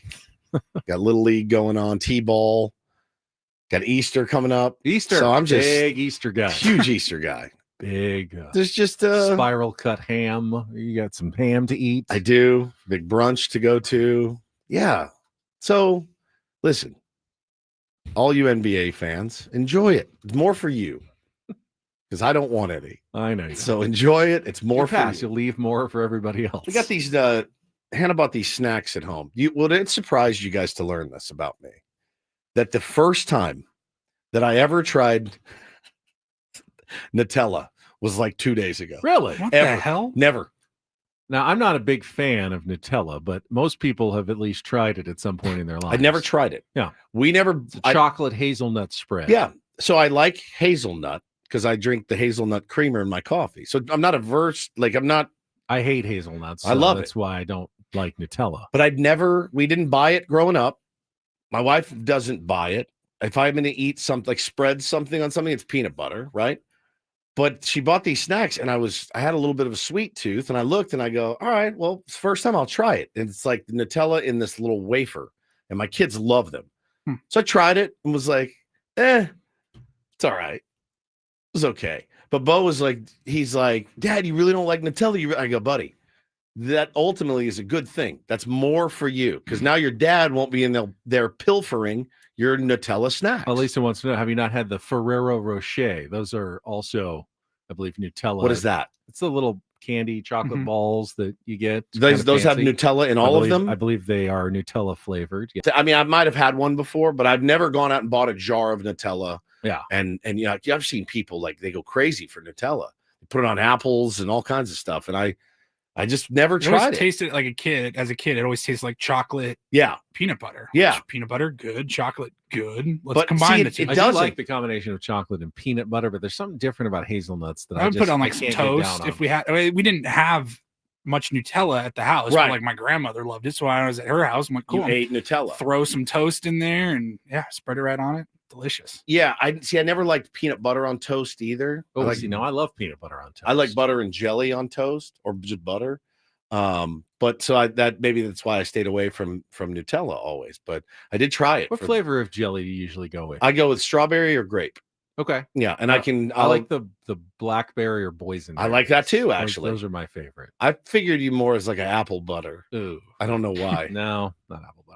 Or marmalade. I was going to say you like marmalade. The little they've got too many of the little pith like rind strings in the marmalade. Disgusting. I don't like the texture. I like the flavor all right, but the texture of the marmalade sometimes gets me. So I tried it and just said, hey man, relax. This is good. This is a good thing for you, because now I won't be in there robbing you blind of your Nutella snacks that you enjoy so much. That's how I feel about the NBA. You know, more for you guys, right? More for you guys to enjoy. I think the problem is that while Nutella snacks are a zero-sum game, you have 10 of them and Woods eats 5, that only leaves 5 left for everybody else. That's true. Watching the NBA isn't quite. I'm not taking away from somebody else. Some game that you're making it out to be. Like, oh yes, Woodsy's not watching, so I get to watch now. Sitting there waiting for someone to click off the TV so you can get in to watch the NBA game. Oh, I'm aced out. Everyone's watching. I need someone to turn off so I can turn it on. The NBA party line. Like, no, you're fine. You can still get in there. No, that's fine. You guys do it. You guys take it tonight. No, I have less than. I think, Paul, you're an NBA guy. Are you going to watch a lot of these playoffs? Not really until the conference finals. Okay. What about you? We know Benjamin. And then it also depends on like what the Padres schedule's like. Yeah. Now the Padres have like the 1:00 Wednesday game. Put a game on at night. Yeah, absolutely. I mean, I think it's pretty compelling this year. I mean, like just the West alone. The surprise that we're the Lakers. I'm still a Lakers fan, so their series against Minnesota is going to intrigue me. But Oklahoma City finished 68-14. This year. I mean, Shai Gilgeous-Alexander leading the charge. I mean, that is one of the great seasons we've ever seen. And yet people are still talking about the Lakers, the Nuggets, give me the play-in teams right now. So I still don't even know the format. Lay this out. All right, so here's how it works. All right, so the 7 through 10 seeds in both conferences are the play-in teams. Yes. 7 plays 8. The winner. Give me the names. So in the West, it'll be Memphis at Golden State. For one game? For one game, 8 at 7. Okay, that's interesting. The winner gets the 7 seed. That's tomorrow. In the East, that's Atlanta at Orlando. The winner gets the 7 seed. The loser then plays the winner of the 10 versus 9. So 10 plays 9. I just fell asleep. And that's an elimination game. Whoever loses 10 versus 9 is out. You're done. In the West, that's Dallas at Sacramento. In the East, it's Miami at Chicago. And then the winner of that game then plays at the loser of the first play-in game, and the winner of that gets the 8 seed. So it's basically a little mini tournament over 3 days. It starts tomorrow. It starts tomorrow. I still don't quite understand it. I was able to follow most of that. I do fairly simple. The idea of a one and done Game 7, like to stay in the playoffs is enticing. It's pretty little, like a mini NCAA tournament to start. And then you'll have your full 8 seeds and you'll have your matchups, and the playoffs get started this weekend with all the 1 versus 8 and 2-7 as you go all the way through. Tomorrow night? So the play-in tournament starts tomorrow night with the 7 versus 8 games. The winner in as the 7 seed. Got it. That'll be like Padres on TV, NBA on the iPad. Okay. I mean, what's interesting is that in the West, the 7 and 8 are really good teams. Both the Warriors and the Grizzlies went 48 and 34. They were just 2 games out of the 3 seed, which is the Lakers, at 50 wins. So you got probably the 2 best play-in game or teams you've ever had in this tournament, because the West has been so good. So someone is, going to have their season on the line after they lose tomorrow night, may not even make the playoffs despite a 48-win season, which is 14 games above 500. It's a really good year, and they may not even make the playoffs if they don't win one of their next 2 games. It's semi-compelling for me, but that's kind of interesting in my mind. It's like the NBA is always trying stuff, which I do like. I appreciate it.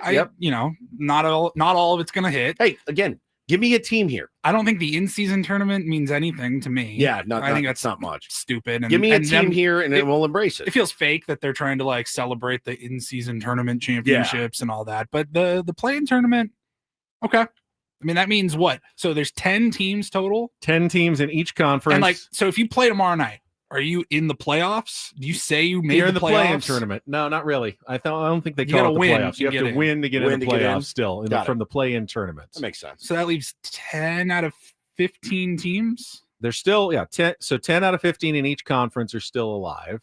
And then after 3 days, it'll be down to the final 16. I thought it worked really well with baseball expanding the playoffs. I have no problems with that. That's great. I mean, it used to be the 1-game wild card. It's kind of similar to the wild card. Now and they do 5, 7, 7, 7, 7, 7. That's 7 across the board. That's the biggest once problem. The first round starts. So it's a long process. It takes a couple of months to get through 4 rounds of best of 7. But the one thing you can say too is like, you had to grind that out, man. That's no joke. To win that title is a big deal. That's a lot of basketball potentially that you could have to play and win. So that's, you tip your hat to that. Certainly it doesn't sound like a very easy road. Yeah, Who's the juggernaut? Oh, the Boston Celtics won 61 games. They're the defending champs. They're the 2 seed in the East. And Cleveland, the Cavs are the 1 seed. They won 1. 64, but clearly the best team in the regular season was Oklahoma City. Yeah. Question is, they have no playoff pedigree. Yeah. Is it going to be different once the postseason starts? And I mean, the Warriors, they were like, if you took the average age of the Thunder, they were like 6 months older than Auburn was in the NCAA tournament. Wow. They're young team. I mean, the Warriors, who were in the play-in tournament, were one of the best teams after they picked up Jimmy Butler. Yeah. And Steph played so well down the stretch. They could make noise, but they got to get in first. Their season's on the line here with these. And everybody still says good luck with Luka and LeBron on the same team in a best of 7. And by the way, Jokic isn't going away. They're a 4 seed, and as I said, Kawhi is playing so well right now. The Clippers are very dangerous at the moment. I mean, there's just some good storylines in the NBA playoffs. All right, I can't wait for you to tell me all about it every day. All right, fair enough. All right, we'll take a break. Paulie's got some headlines with the Reindl Report. First, though, let's give away the Warren Haynes Band tickets for the 5th caller. A pair of tickets to see Warren Haynes Band at Humphreys Concerts by the Bay on May 14th, 833-288-0973. And one of our winners this week is also going to win the grand prize. That is a Warren Haynes Band premium fan package, including access to the pre-show sound check. Tickets and premium fan packages are on sale now at Ticketmaster.com. But again, 5th caller at 833-288-0973. Going to win those tickets right now. And then back with the Reindl Report after a check of traffic here on 97.3 The Fan. Encountered Gambler, GEGE 000466. For a full list of games and rules played at 7 Mile Casino, visit 7milecasino.com. You can watch basketball playoff games or baseball games at 7 Mile Casino. They got TVs all throughout. It's one of the things that makes 7 Mile Casino such an appealing and inviting card room. They make you comfortable. They make you want to stay. The dealers are really friendly. The chairs are comfortable. It's light. They've got windows. You don't feel like you're in the back of some smoky casino. No, it's all about you, the card player, and they take good care of you there. No question they do, and they got all the games that you're looking for: California-style blackjack, Pai-Gow, Baccarat, and, of course, Texas Hold'em. Just a great environment. Again, smoke-free and just so close to get to. Just 7 minutes from our beloved Petco Park. And if you're a high-limit player, they also want you to know you are very welcome at 7 Mile Casino. They will spread some high-limit action for the big-time players, take really good care of you. Please, it's our place. Make it yours. Right down the 5 freeway in Chula Vista, 7 Mile Casino, just 7 minutes from downtown.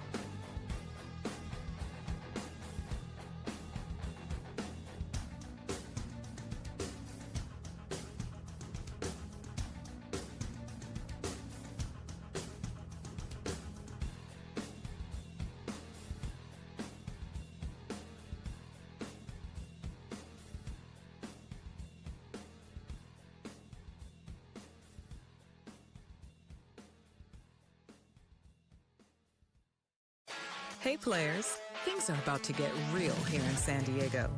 Introducing the all-new Jamul Casino Resort. With a 200-room hotel tower, exciting new eats and drinks, plenty of new places to play, and a luxe spa and salon. Hello, rooftop pool and deck. It's where players can play their hearts out and enjoy all the perks that come with it.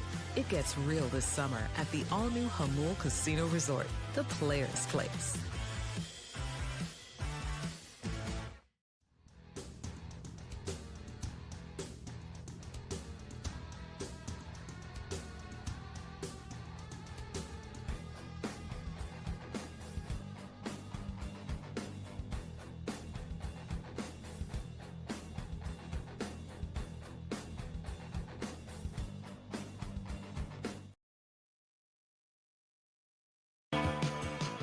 See, there are a few NBA fans in our chat.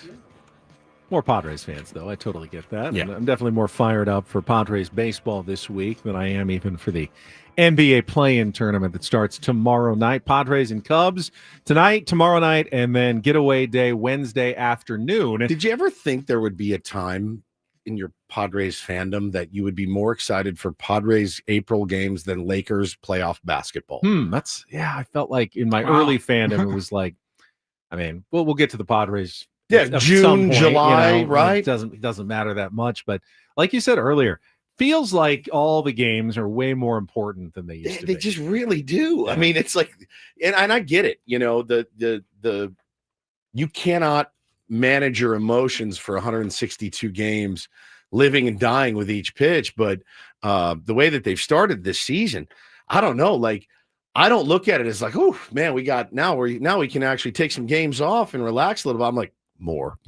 Keep the pressure on. Adam in the chat says, 1996 and 98 were fun times in April. I specifically remember April of 1998 and what a great start that team got off to. In fact, I think they were the only other 13-3 Padres team. And in particular, I remember a Steve Finley walk-off grand slam, I think, on a Sunday early in the season. And you did feel like something special was brewing. Now, you didn't know for sure at the time, but you certainly had that feeling. And it is somewhat similar this year. I think in 98, one of the nice things was I don't think you thought that the Dodgers were nearly as good as they were this year. You weren't challenged. The Rockies were an expansion team. There wasn't necessarily the Giants or the Diamondbacks were going to be. I don't know if the Diamondbacks even existed yet in 98. It was their first year. I think that was their first year. Yeah. So the Rockies were 6 years old. The Diamondbacks were an expansion team. It was a great division to play in 1998 and get off to a good start. You knew, they could dominate all the way through. I don't get the sense this year, even at 13-3, the Padres are just going to run away with this thing in the National League West. The Dodgers are going to have something to say about it. It looks like the Giants and maybe the Diamondbacks will have something to say about it as well. Sure. But it is a really good start, and you've got a really good feeling so far about this year. Makes these games absolutely appointment viewing, appointment listening. I mean, you're plotting and planning your entire day around, watching Dylan Cease pitch tonight against Jamison Taillon. I mean, it's just you're counting the minutes every day. And it's a really fun thing to cover and fun thing to be a fan of. It's a blast. All right, we will have more baseball talk later. Right now, though, let's get to some headlines with Paulie. The Reindl Report right after a check of traffic here on 97.3 The Fan. From the 855 Get Ross Traffic Center, protecting San Diego after accidents or injury, here's Kelly Danek. Traffic is brought to you by MTS. Take the trolley to the game, running every 15 minutes or better. Well, emergency crews are still trying to retrieve a truck that went over the side, southbound 5 Coastline before Encinitas Boulevard. They've got the off-ramp and the right lane blocked in that area. Also an accident on westbound 8 just before Severn. A couple vehicles involved there in the center divide. Don't let traffic drag your day down, whether headed to the office or game day. Go the easy way with MTS. Trolleys run every 15 minutes or better throughout the day. Learn more and plan your trolley trip at sdmts.com. That's sdmts.com. And Kelly Danek with Ben and Woods, San Diego's #1 sports station, 97.3 The Fan. And get things started here with our today's edition of the Reindl Report. Now tuned into the greatest. Welcome to the Reindl Report with Paul Reindl. Hi, Paul. All right. 2 stories from the world of sports that we haven't gotten to yet. We'll start off in Major League Baseball. And 1 story that you didn't know you needed. Are you laughing, biatch? It's the Reindl Report. Hey, Paul, how you doing? Okay, how are you? On 97.3 The Fan. Are you ready to bless the mood? I need some help, please. That was good. Can I get a yeah? Oh, yeah. All right. All right. How we doing, gentlemen? Fantastic. All right. Let's get to it here. We have some audio that I've been waiting to get to. This goes back to Friday night's game. Somebody sent this to me after... Actually, I saw it on Saturday morning, I think. Justice Parman posted the clip of Eduardo Ortega, our beloved Spanish broadcaster for the San Diego Padres, one of the best to ever do it. Hall of Famer, in my opinion. Yeah. And the game was over at this point, but Gavin Sheets also went yard on Friday night as the Padres whooped up on the Rockies. But Eddie's call in for the Spanish language call of the game was unbelievable. So good. That's the context. I wanted to hear this because there is a certain drop. Are we in okay this to play sound. this? Or is this all right? Are you kidding? Why wouldn't we? Why wouldn't we? All right, so- Oh my god. Well, now I'm nervous. I was fine with it until you Fine. said Just wanna something. make sure. Went out over He the said air. it on the airwaves. Yeah, not ours. I'm still playing it. I don't Nah. care. Lo menciono porque lleva 10 esta noche Nicolás. 2 bolas sin strike. Palo por la derecha. Es Gavin. Holy cheese. ¡A la calle! Sheets, ra, ra, ra. Su número 2 del año. Legend. Amazing. Legend. It was like the Holy- pause. It was Gavin. Holy. Gavin. Holy cheese. ¡A la calle!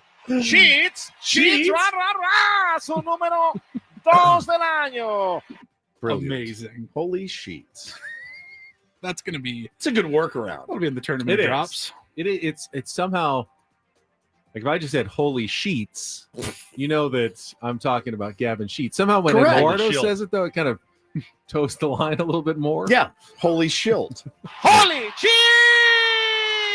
¡A la calle! Gavin Sheets, Adam. Gavin Yes. Sheets. Holy sheets. Holy Sheets. Gavin Sheets. I like those fun little.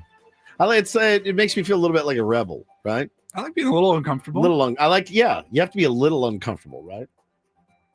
Because it's sheets is a long E sound. Yeah, sheets. But in Spanish, Correct. the I also is a long E sound, which Mhm. then makes that word a little, like I said, just a little bit nicer. Yeah. I loved it. Play it one more time. Sure. Lo menciono porque lleva 10 esta noche Nicolás. 2 bolas sin strike. Palo por la derecha. Es Gavin. Holy cheese. ¡A la calle! Sheets, ra, ra, ra. Su número 2 del año. Oh, he is just Brilliant. the best. All right. We were just talking a little basketball, and I did see this morning. So I thought we were done with basketball. Guess not. no, we're actually going to talk women's basketball. Oh, all right. Paige Beckers, she signed a 3-year contract with Unrivaled, the 3-on-3 league that's fairly new. Brianna Stewart and others started this league, and they've been trying to get it going. Now Paige is expected to be the number 1 draft pick in the WNBA draft. So I wasn't totally sure, but I've looked it up. This is going to be a league where WNBA players can play in the off season. Okay. So the WNBA will still be, primary job number 1.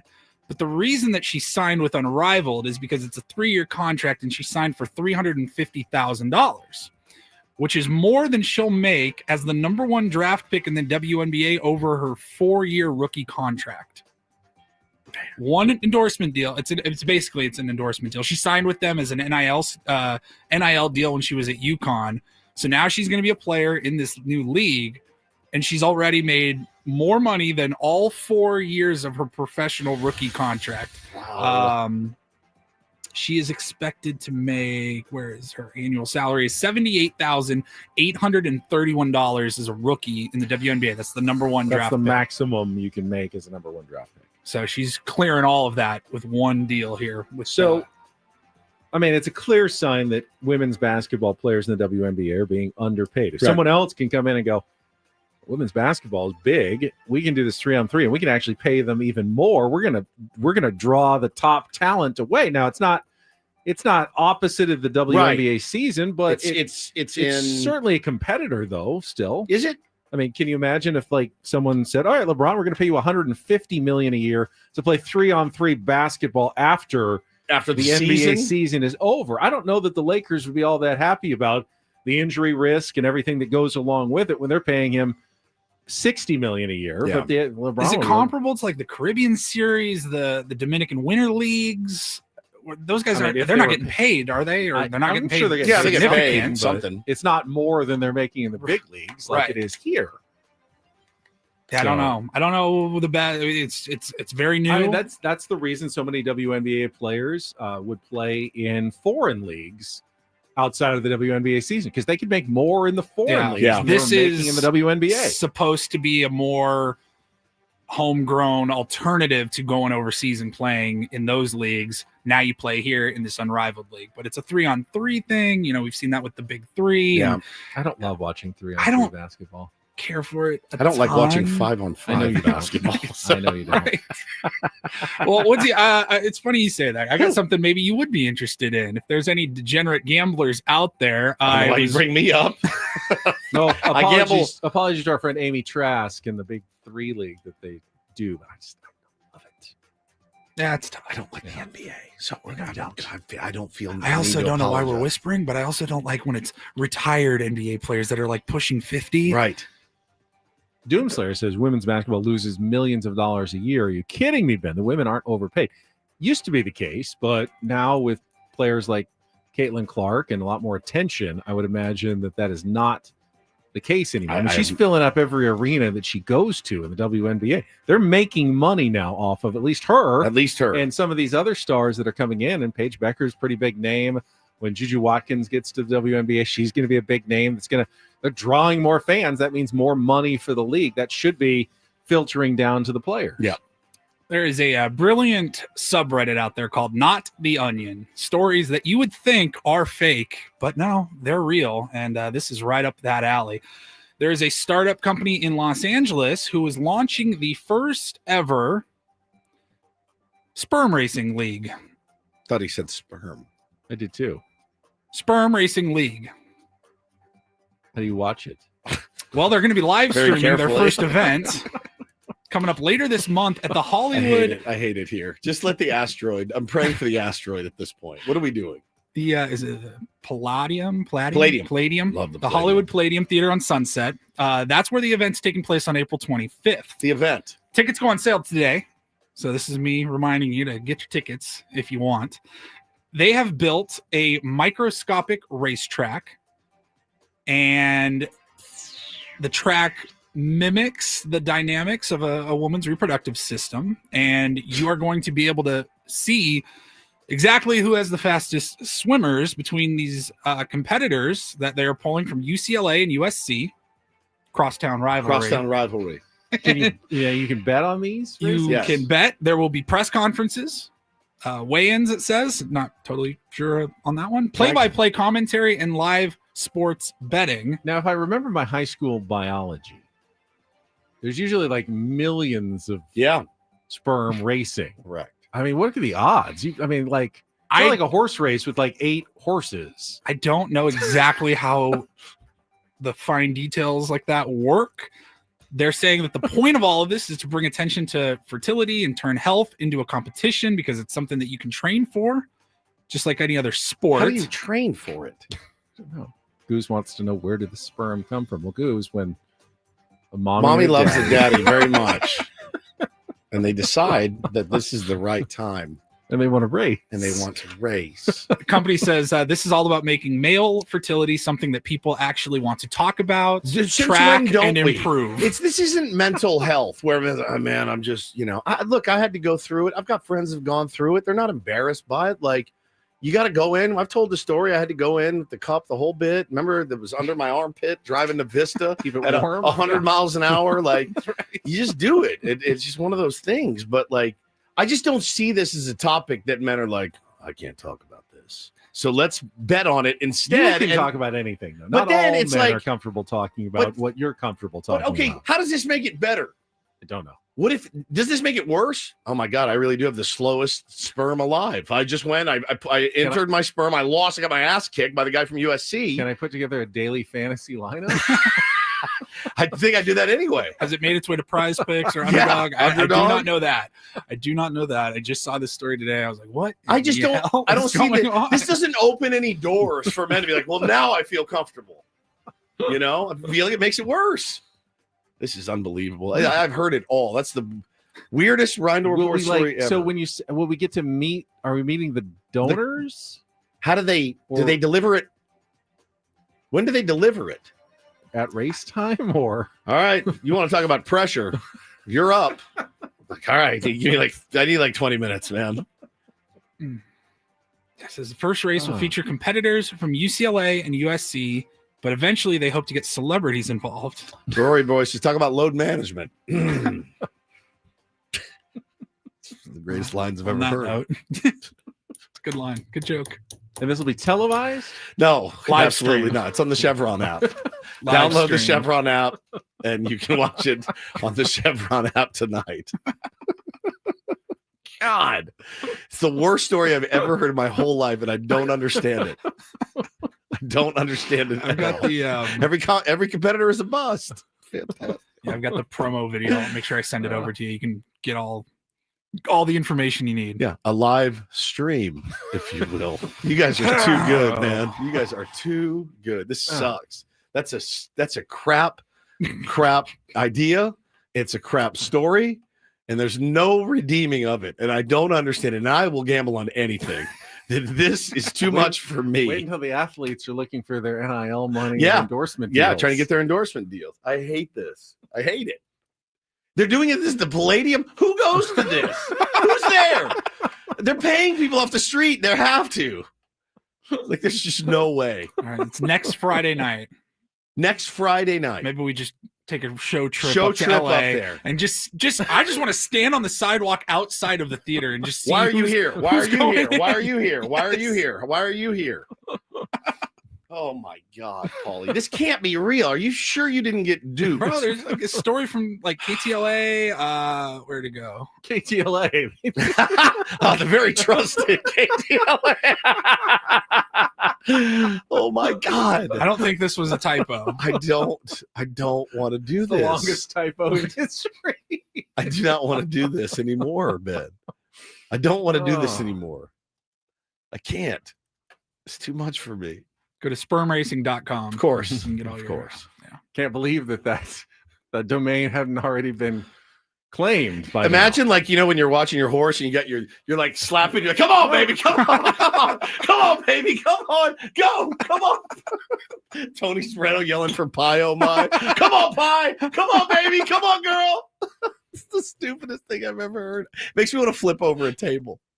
It's infuriating. We're going to goldfish races on races, all Wednesday right. nights or something. This is unbelievable. Who greenlighted this thing or greenlit it? Who greenlit this project? I want to see the deviant responsible for this. Paulie, thank you very much. Hey, you're welcome. Thanks for ruining my entire day. To the end of the Monday edition of Ben and Woods. Braden is coming up next. We will rejoin you tomorrow morning at 6 if Padres can take care of the Cubbies tonight. Until then, for executive producer Paul Reindl and Stephen Woods, I'm Ben Higgins. Have a great rest of your Monday, everybody.